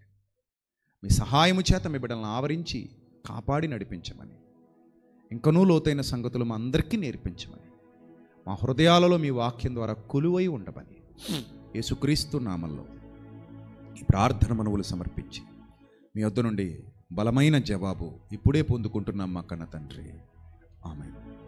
మన తండ్రి అయిన దేవుని ప్రేమ, కుమారుడు మన రక్షకుడైన క్రీస్తు వారి శాశ్వతమైన కృప, మనందరి ఆదరణకర్త అయిన పరిశుద్ధాత్మన అన్యోన్య సహవాసం కూడిన మనకు, ఆయనను ప్రేమిస్తూ ఆయన కొరకు పరిచర్య చేస్తూ ఆయన కొరకు బ్రతుకుతున్న ప్రియులకు బిడ్డలందరికీ, మనందరికీ ఎల్లప్పుడూ సత్యమందున్న వారందరికీ సదాకాలము తోడుగా ఉండి నడిపించునుగాక.